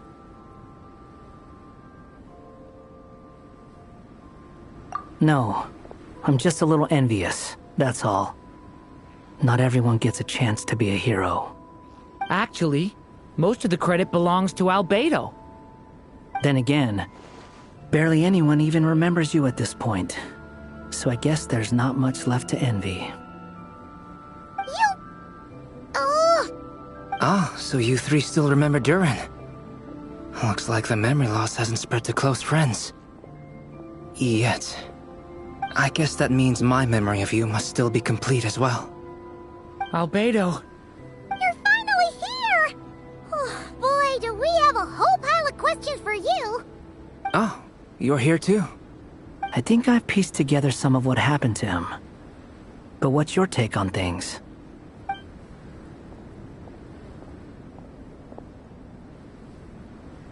Master Jean filled me in on what happened, and I've got a few theories. But let's get on the same page first.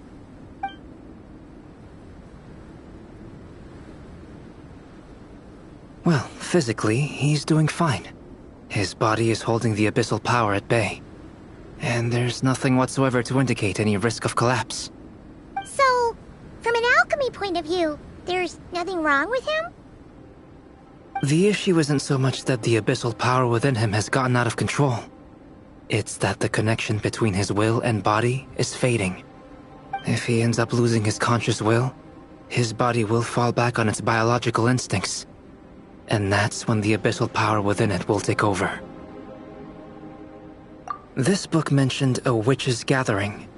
It seems like quite a few of these witches got themselves involved in Durin's case. Which brings me to my theory.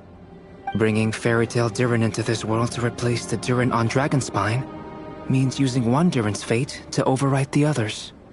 But the power of alchemy alone would not be enough to pull off such a feat. It would have required the combined use of Miss Barbeloff's astrology, my teacher's alchemy, and Aunt Alice's magic. After learning of Miss Barbeloff's prophecy, Durin and I finally came up with a way to settle the Dragonspine Durin problem for good. And I took care of the alchemy side of things, which, looking back on it, seems to have been a part of their plan all along. So now, there's only one thing missing.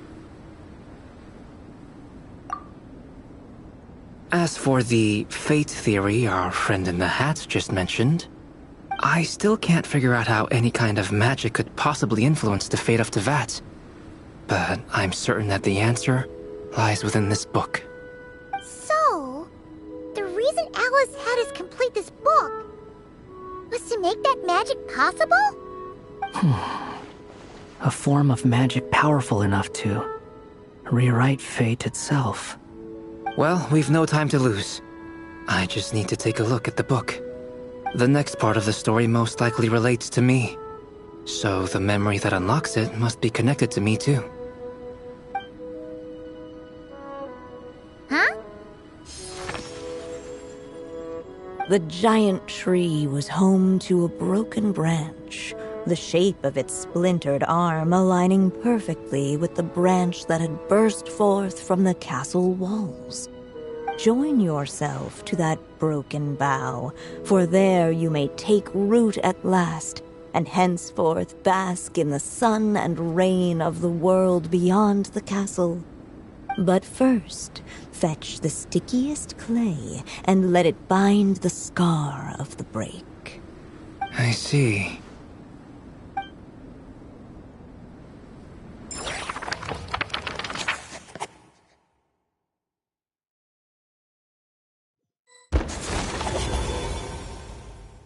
Guided by the breeze, the little dragon arrived at an alchemist's workshop. There he was greeted by a clay figure, a child molded by the sage witch's hands. Though gentle in appearance, he had inherited his mother's cold, sharp wisdom. And he was determined to avert the calamity the evil dragon would bring, and so was his helper, none other than the little dragon himself.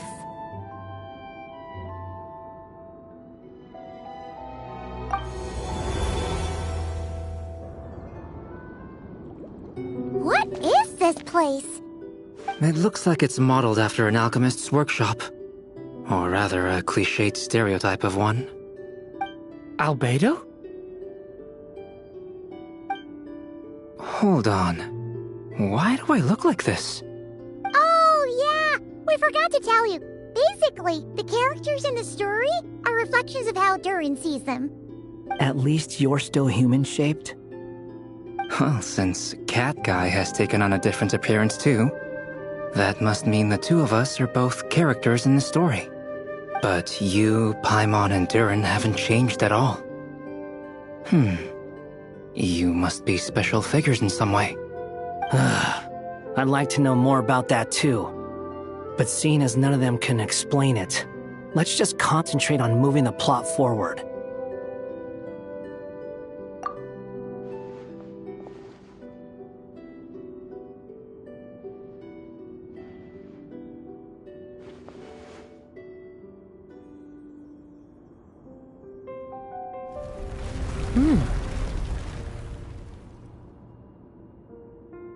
And just like that, the group stumbled upon a hidden passageway.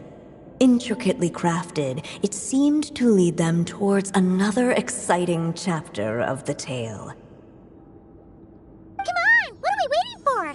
Next chapter, here we come! Ouch!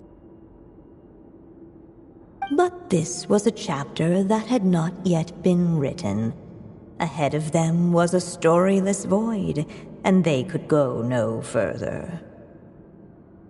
What? Then what's the point of having a path here?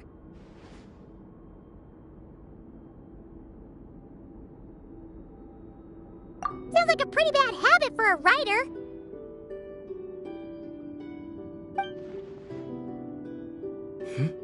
Over here. I found something. What the clay figure found was none other than the evil dragon's heart itself. Though the creature had perished long ago, its heart was still there, pulsing away and growing warmer with every beat. And the clay alchemist knew what it meant. That the evil dragon would return one day, just as the prophecy had foretold. Yet, guided by his mother's wisdom, he foresaw another fate. If only the alchemist could bestow this heart upon the little dragon, he might be reborn in the evil dragon's stead. Only then would the evil dragon's heart grow still, and the little one inherit its tale.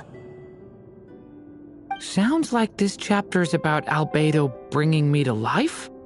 If that really was the solution, though, this would have been over the minute I finished the transmutation.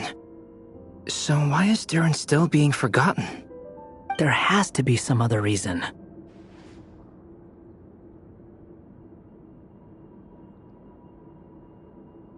Yeah, I'd like to explore the area a bit more.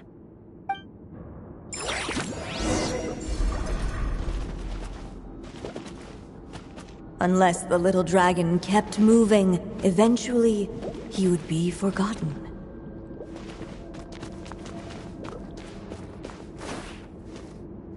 Hup!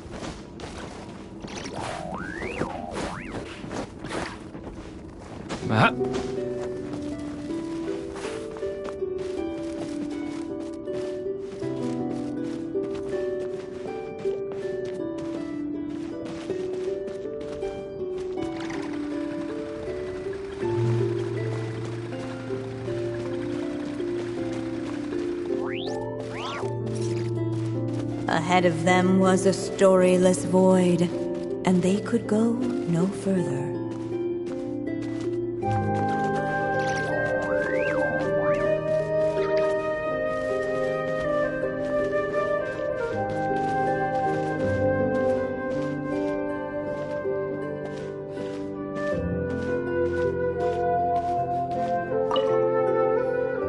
The evil dragon's heart continued to beat, as if waiting for the little dragon to accept it as his own. Looks like we have no choice but to get this done. Whatever happens next, Durin is going to need all of our help. Is everyone ready?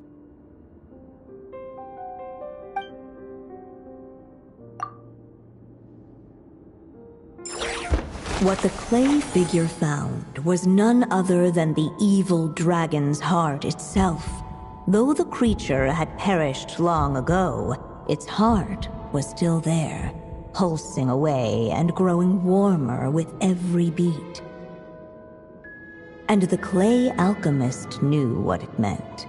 That the evil dragon would return one day, just as the prophecy had foretold. Yet, guided by his mother's wisdom, he foresaw another fate.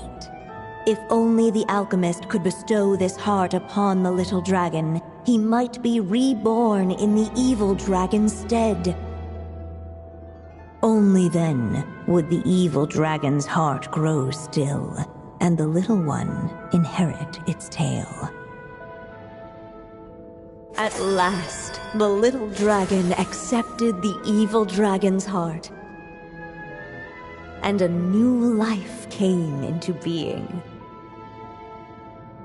The evil dragon's heart beat in his chest, and the little dragon's soul guided him forward.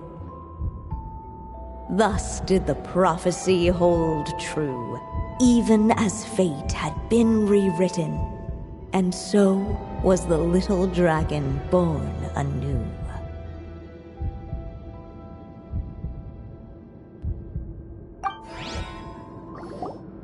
Finally! A happy ending! That must be the last step, right? Woohoo! We completed the story!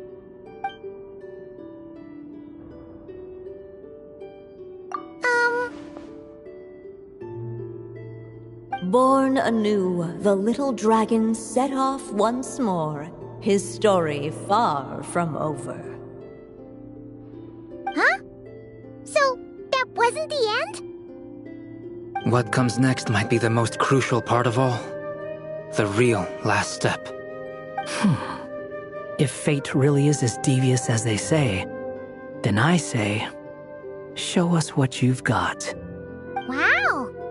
You're all so serious all of a sudden.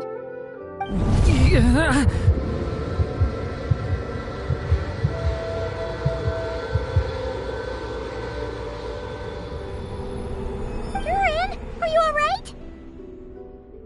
The evil dragon's heart was now one with the little dragon, yet the dark power within it still lingered. Would the little dragon dare to hold this power back, or would he simply give in? Hey! What kind of question is that?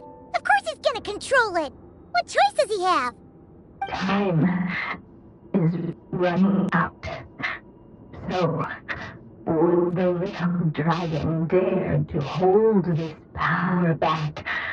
Or would he simply give in? What's up with the narrator?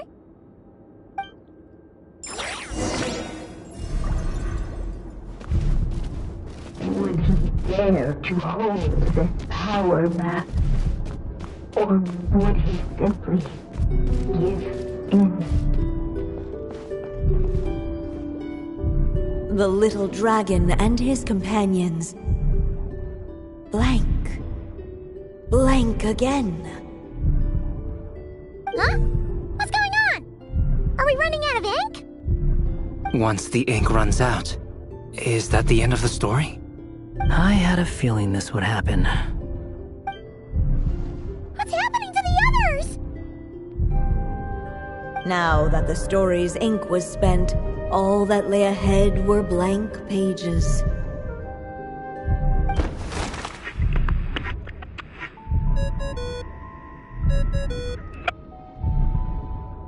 Hello, children.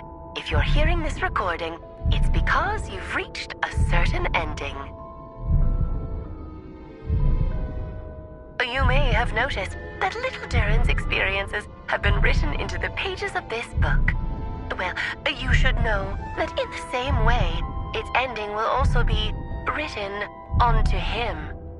So be careful, because triggering a bad ending could be somewhat problematic. Let me guess, you're upset that I didn't warn you earlier? Don't worry though, I've thought it all through.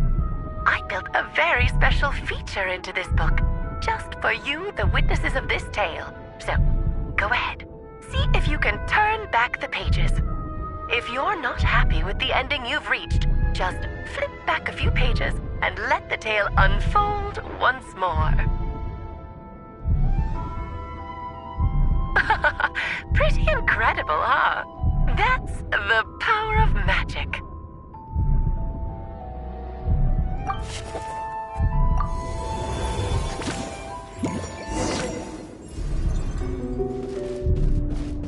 Would he dare to hold this power map? Or would he simply give in?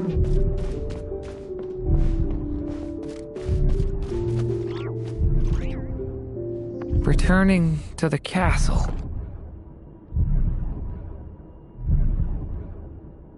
I just never thought crossing over into a new world would create so much trouble. All I wanted was to make some friends. I'm starting to think I kinda miss being in Simulanka. You might look back on it with fondness, but if I were you, I wouldn't miss it. Why? Sometimes, moving on with your life comes at a cost. But that's better than going nowhere at all. You don't have to worry, Durin. No matter what problem you face, there will always be a solution. Okay. Sometimes I wish I could just go back and see it again.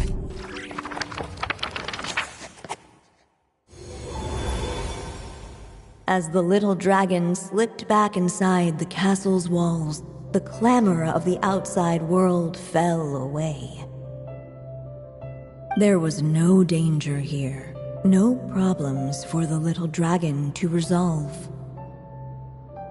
As soon as his mother finished her story, it was time for the child to drift off into the world of dreams. And so the story ended, with the little dragon fast asleep in his castle, just like he had never even hatched. What's going on? I feel so weak. Hey, what's happening? Durin, wake up! But this can't be how it ends. Durin promised to bring back everyone's memories. There's no way he'd accept an ending like this.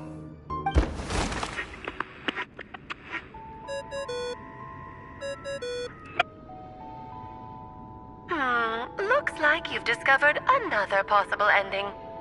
Do not lose hope. You just need to keep searching, for there are possibilities that only you can bring to life.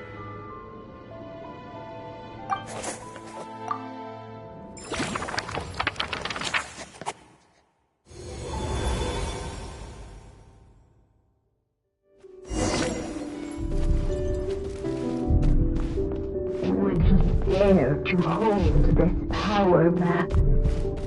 Or would he simply give in?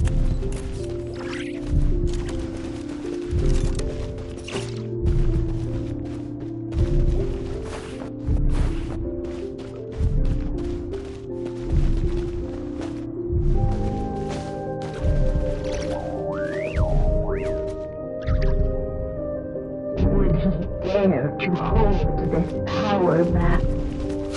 Or would he simply give in?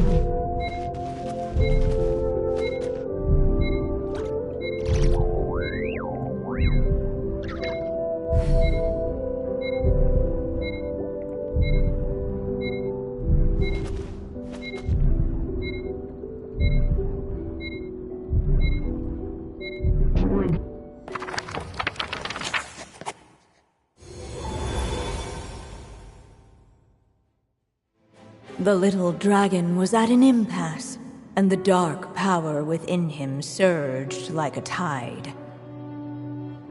Unchecked, the darkness engulfed everything around it, including the little dragon's soul.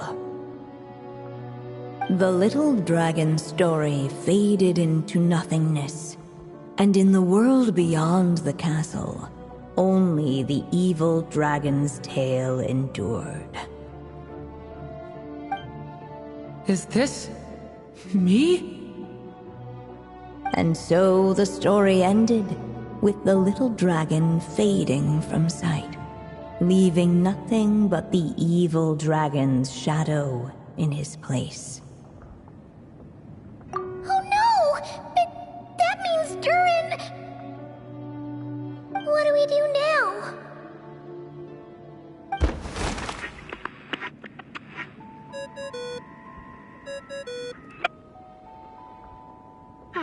Looks like you've discovered another possible ending. Do not lose hope. You just need to keep searching, for there are possibilities that only you can bring to life.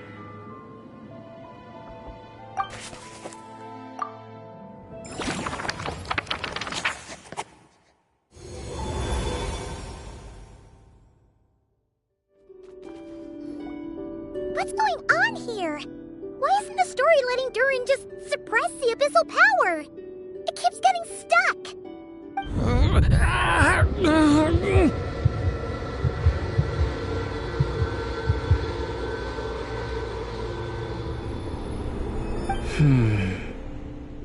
It seems the act of suppressing the power counts as an event in the story. In other words, we would need ink to write it in. So, what now? Did we use too much earlier? How are we supposed to write a happy ending with only this much left?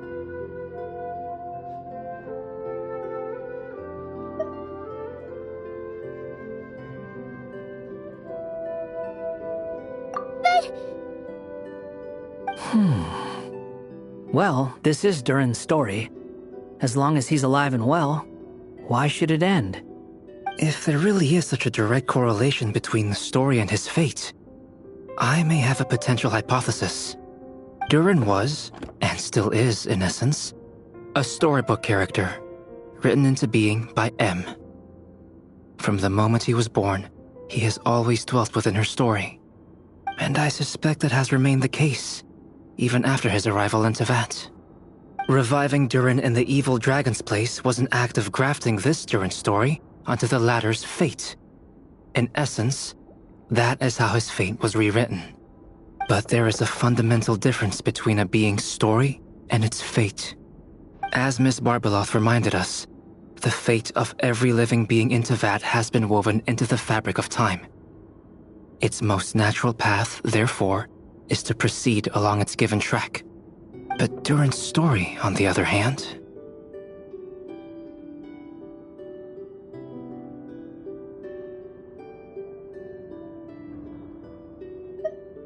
As Durin's connection to this world wore thin, not only have people started to forget him, he started to lose control of the abyssal power within. In other words, his story can't continue, because the author's ink is drying up. That's what it seems like to me. It would seem the little dragon had made a group of fine friends indeed. Save it. The question is, are you here to help him, or stand in his way? This is as far as the story can go. What path will you choose?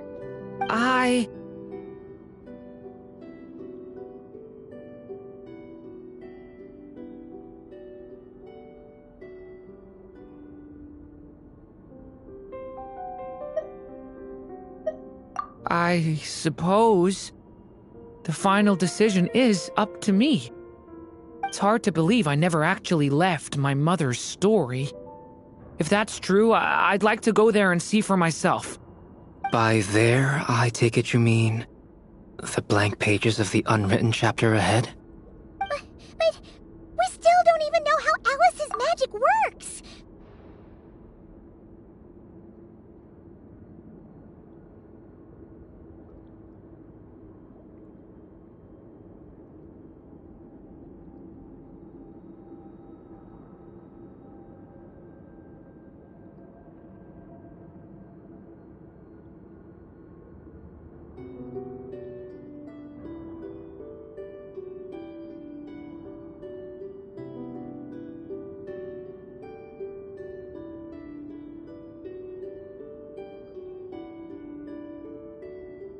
If Durin belongs inside the story, then going outside of it to some unwritten part, isn't it too risky? I'm not afraid. I second that. It would seem this is one answer you need to go seize for yourself. So be it. Whatever obstacles stand in your way, we'll tear them down together.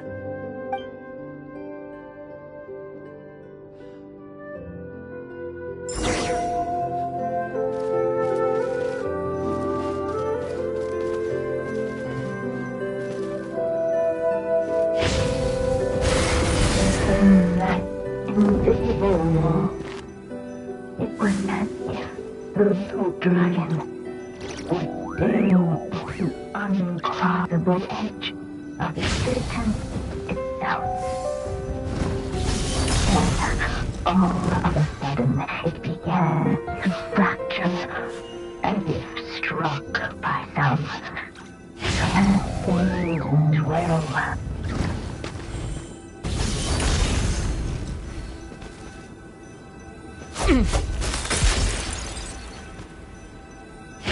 Devouring claw! Gotta keep going.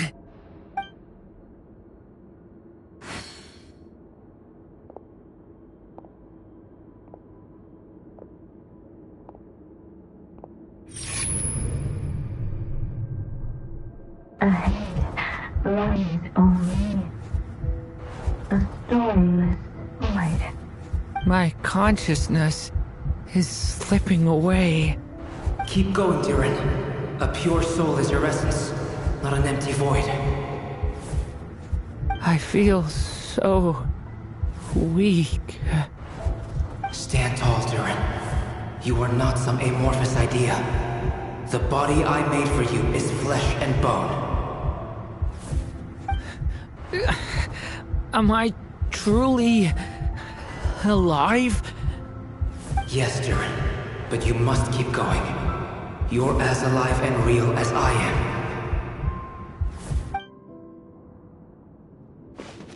I can't feel a connection. You're not alone in this world, Durin.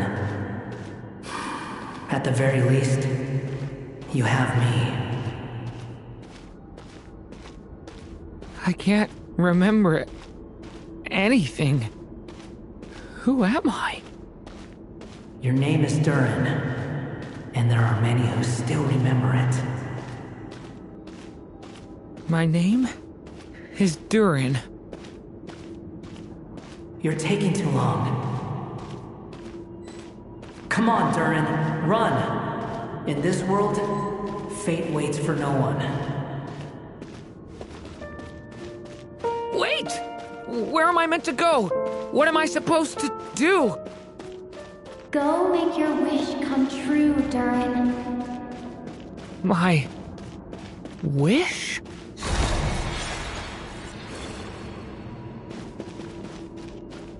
Your story's not over yet.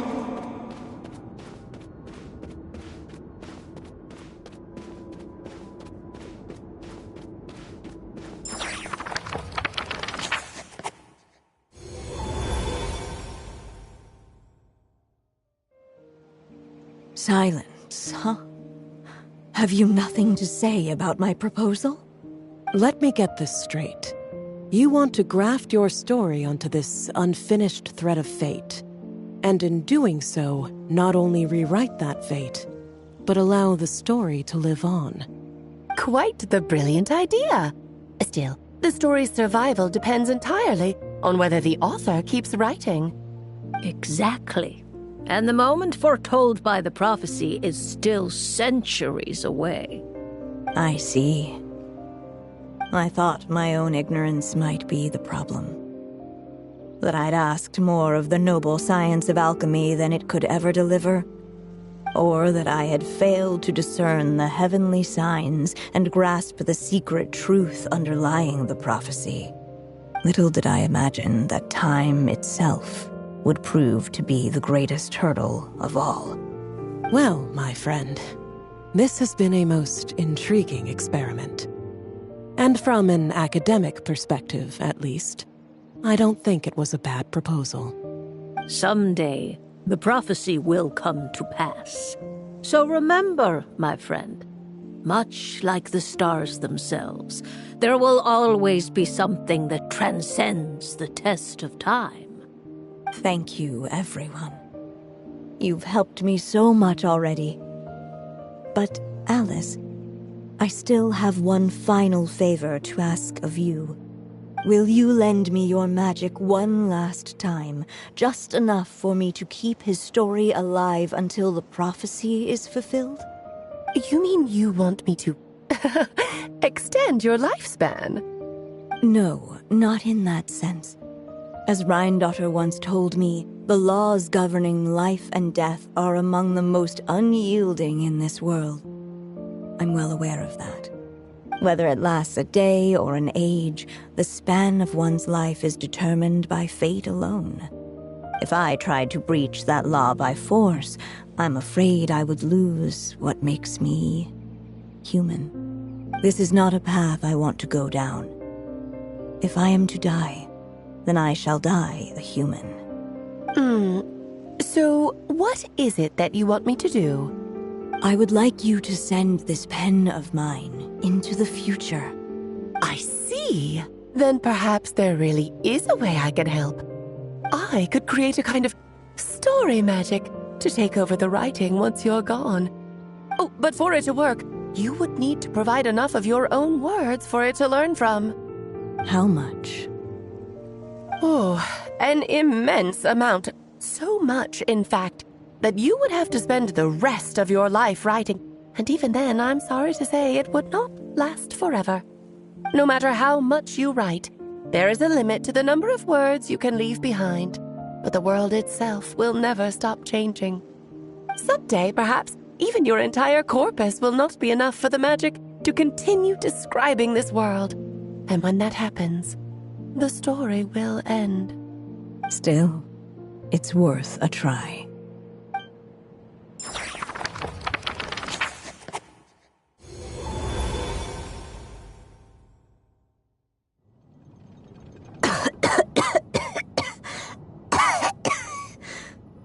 Oh, my dear Anya. Even after all this time, you're still... Look at you. You should be enjoying your old age in peace and quiet, especially now that things are finally returning to normal after that terrible calamity. Once he leaves Simulanka, things will only get more complicated. If his story is to continue, there needs to be more material for the magic to draw upon. I'll just have to skip over some of the less important details. Anya, why do you insist on sending him out of the storybook world? Why must he face his fate in Teyvat? Why not just let him remain within the story? With my magic, even fate's curse could be undone and he could live happily ever after. I suppose. In fairy tales, all it takes is a heartfelt wish. And even a wooden puppet can turn himself into a real boy and live happily ever after. That's just how fairy tales end, isn't it? But have you ever wondered what happens to the main character after the ever after? Tell me, Alice, in your eyes, what would be a writer's greatest regret? To leave a story without an ending. Not a bad answer. It's true, many writers come to consider that their greatest regret. But I see things differently. My greatest regret is that every story I write has to come to an end in the first place. Anya. No matter how brilliantly a character shines, the moment their story ends, their potential is lost forever. For them, The story itself becomes an inescapable fate. But what if, instead, I could place my pen in their hand and let them continue the story themselves? You mean? You said it yourself. I can only leave so many words behind. Even with your magic, the idea that I could keep the story going until the prophecy comes to pass is wishful thinking at best. But I've found a way to use your magic to transform some of my finished stories into a special kind of ink. This ink is a magical medium he can use to complete the story the way he wants to. For what is storytelling but another kind of magic? And if he can experience the whole tale himself while leaving behind his own wishes and aspirations, even once he reaches the chapter where I stopped, he'll still be able to carry the story forward on his own. And so, by leaving him this ink, I can entrust him with the responsibility of writing his own story. A character with the power to write their own story. That way, he'll finally be free from the cage that is my pen. And like anyone else living in the real world, he can go on to create a life of his own. And you no longer need to worry about the constraints of my magic. What a brilliant idea, Anya. But there are still risks. First of all, once he arrives in Tevat, he'll have to rely entirely on the story you left him to maintain his connection to that world. As you gradually hand over creative control, that connection will grow weaker, and at some point, he might lose it altogether. But at the same time, he'll also have the chance to forge that connection for himself. The issue is, this method taps into too many of Tevat's core secrets.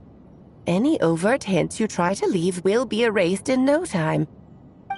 In fact, it'd be hard for you to leave anything at all to guide them. We still have the story itself, though. I can use that to show them the way.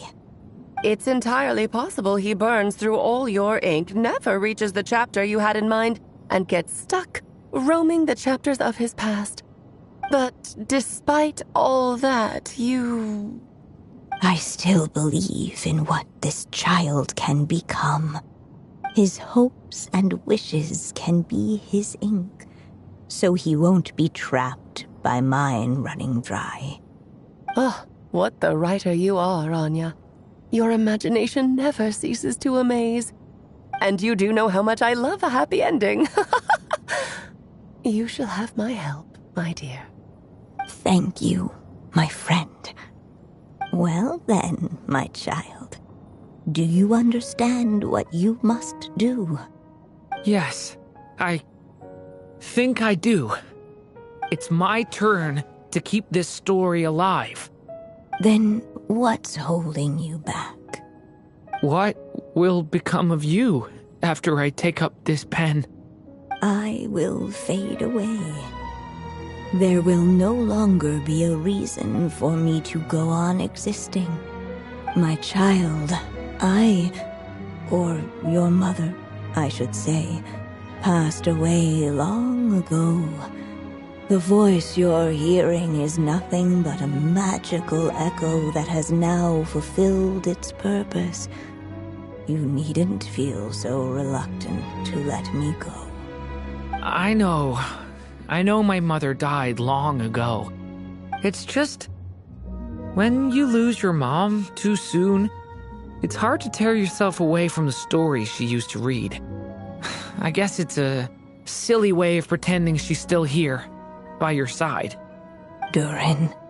But after coming to this world and traveling it with my friends, facing all kinds of enemies together, I suddenly realized I couldn't just sit around listening to my mother's stories because I'd found a new purpose in life.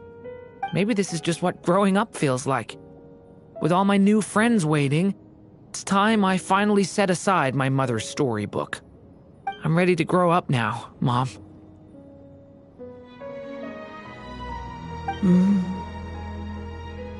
Then take this. A gift I should have given you a long time ago. You've witnessed this story from the very beginning. Made your wishes, offered your blessings, and even wrote your choices into its pages. From here on out, this pen is yours. Now I ask of you, the other pillar of this story, as both its reader and its witness, will you turn the page so the next chapter can begin?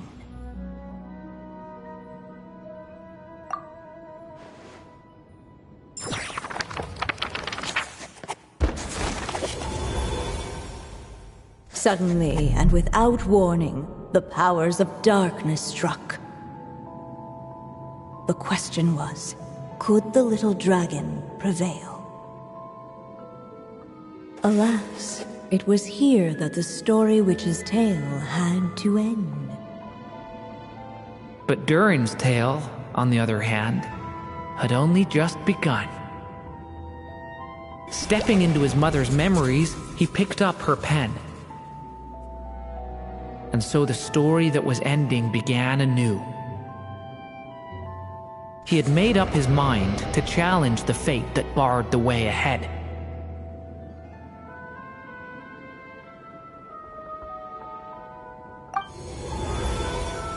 Looks like this is the final step. A chance to strike back at fate? Now that's not something that comes knocking every day.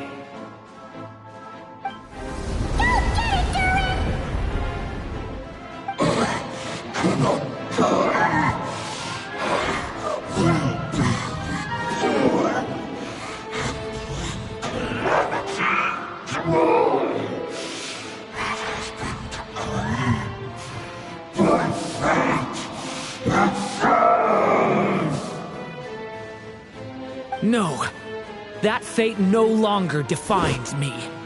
In the end, only my story shall endure.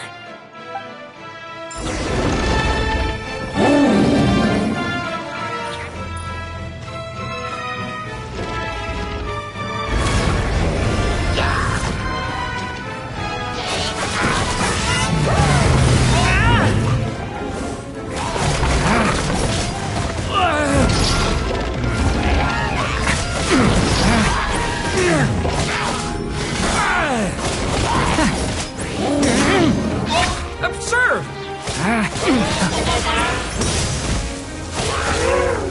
No, not yet.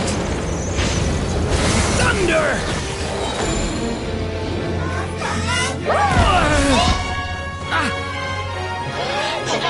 Stay away from me! Thunder!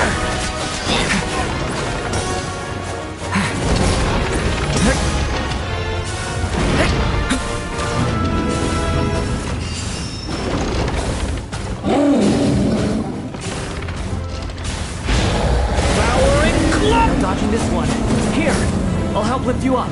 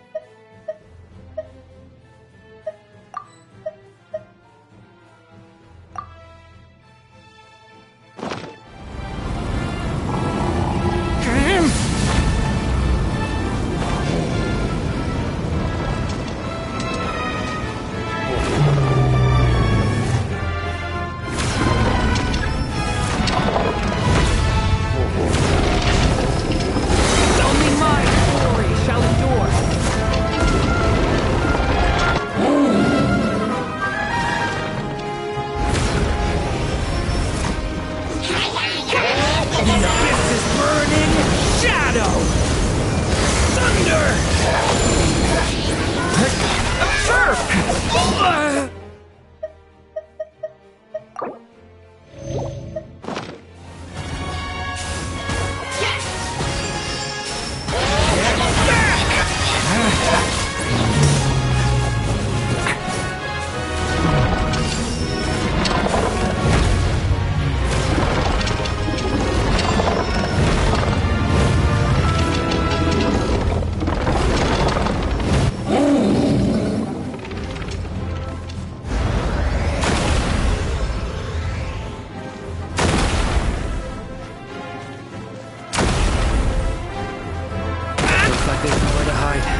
Here, I'll cover for you.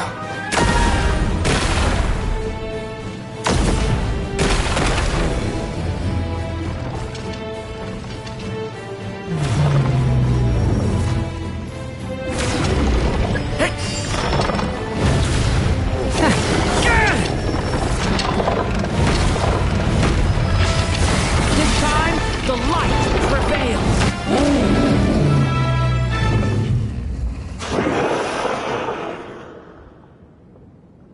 Thank you, Mom.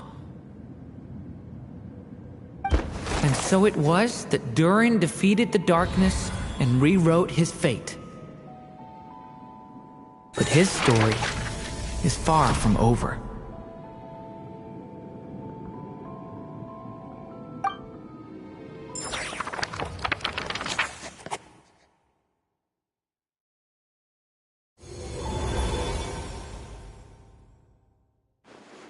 Is everyone okay? We're fine, thanks. And hey, we all saw how you fought back there. That was awesome!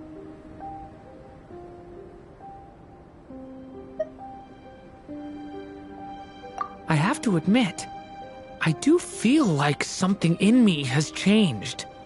I owe you all so much.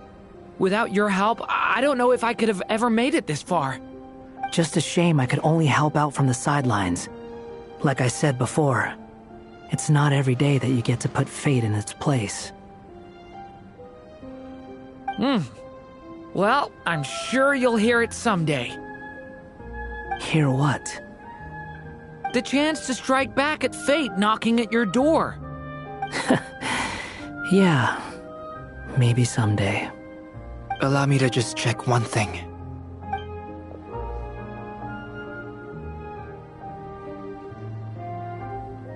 Yes. The abyssal power within you has stabilized again. And those strange symptoms you were experiencing seem to have completely disappeared. Oh, thank goodness!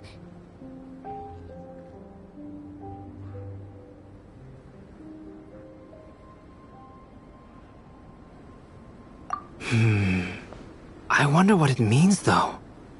Aside from the principles of alchemy, what other law of this world governs his being?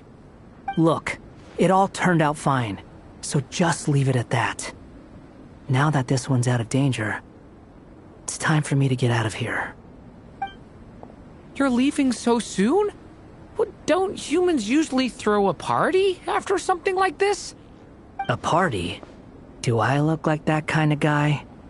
Anyway, come find me again next time you're in trouble. That's what friends are for, right?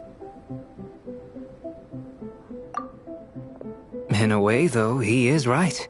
This is Durin's moment to celebrate, not the time for academic discussions. Hey, I don't blame you for asking. And honestly, I'd be perfectly happy to talk about it. It's just, I wouldn't even know where to start. It's all right. I'm sure we'll get a chance at some point. After all, your story's only just begun.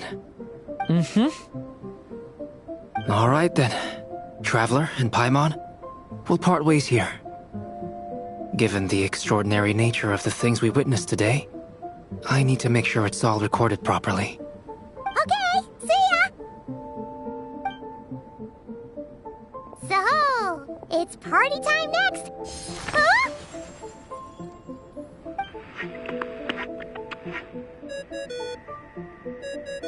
Congratulations on completing your mission. Now then, as per our agreement, it's about time you returned that book. She must have known the moment we finished.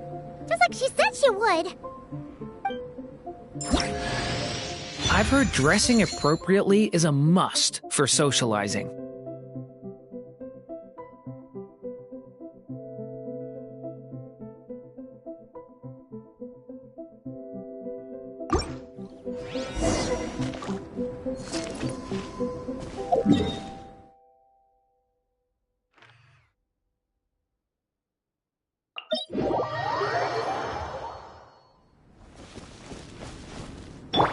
Full throttle!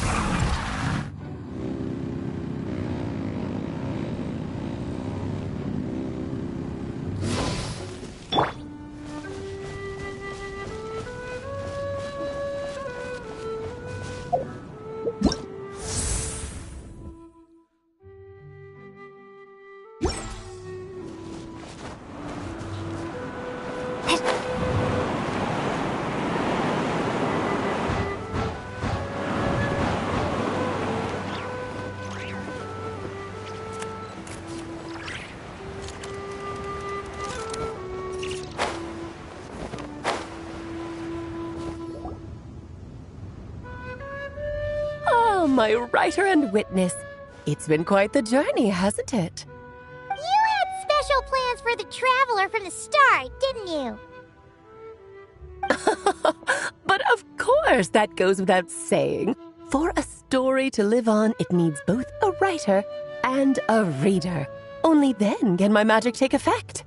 I chose the Traveler as the witness because of the special nature of who she is. It's not easy finding someone with that kind of background, you know. For a moment, I even considered taking the role myself. At least it made for an interesting story, right? Huh? What are you doing here, tone-deaf bard? With the Hexenzirkel carrying out such a risky experiment in Mondstadt, it didn't cross your minds that the Animo Archon might be slightly curious? Sorry for the trouble, Lord Barbados. Think nothing of it. I dare say the Animo Archon quite enjoyed coming along for the ride. Now then, as agreed, let us see the fruits of your labor. Here, please take a look. Well, well, well. Somehow, despite all my careful planning, it still turned out to be full of surprises. It never even crossed my mind that Rhindotter's child would be capable of handling that kind of alchemy in her stead. When he asked for help with the materials, oh my, I nearly couldn't believe it. If only the others were here too, we could all celebrate together. I'm right here, you know. The only one who hasn't responded is the one busy stuffing her face over there. Is that you, Barbie? A little late to the party, don't you think? Come here, child. Let me take a closer look at you. All right, Aunt Seer Witch. Here I am.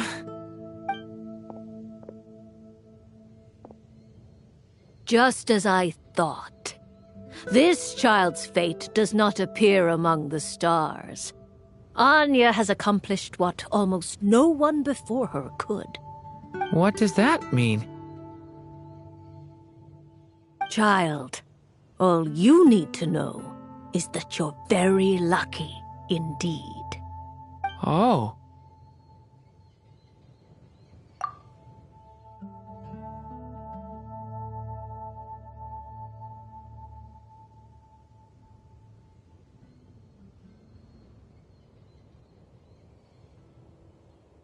Just like how she was in the story, huh? Tell me, little Durin, what will you do next?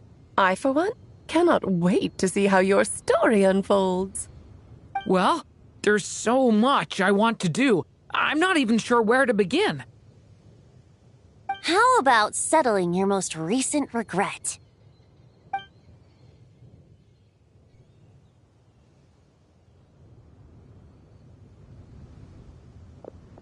Not so fast, tone-deaf bard.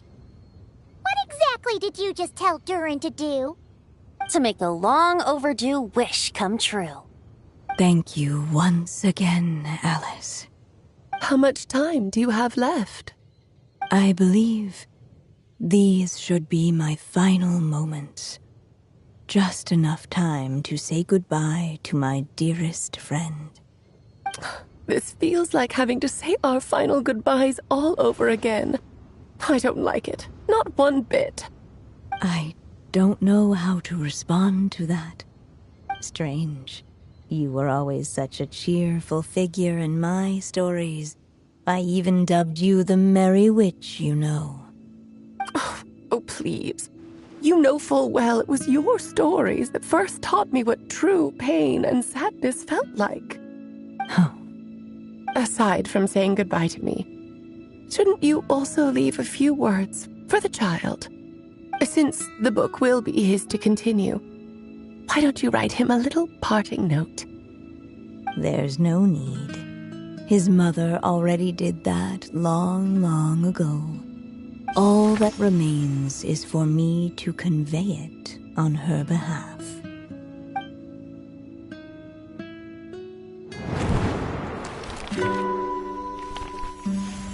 My child, these may be the last words I get to leave you. I've always thought of the characters in my stories as my children, loving each one of them, just like a mother would. But you are the most extraordinary of them all. You alone can defy the fate of this world and write the perfect ending to my story. You alone shall leave these pages for a future I will not see. Still I say to you, fly, my sweet child. Just like a forest breeze yearns for the open sky, head into the unknown and seek an adventure to call your own. If you meet a dragon bright as 1,000 jewels, dance through the air together. You are not alone, for this world has accepted your place in it. Do not lose heart. You still have many wishes left to fulfill. A long tale awaits you, my love. Let songs and flowers be the ink that fills its pages. Take my pen and use it to continue your story.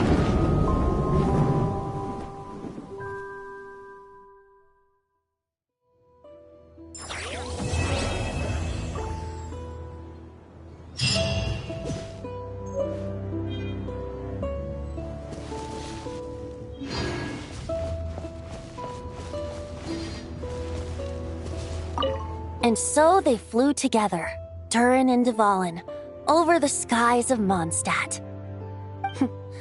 Who'd have thought such words could ever have described a happy ending, huh?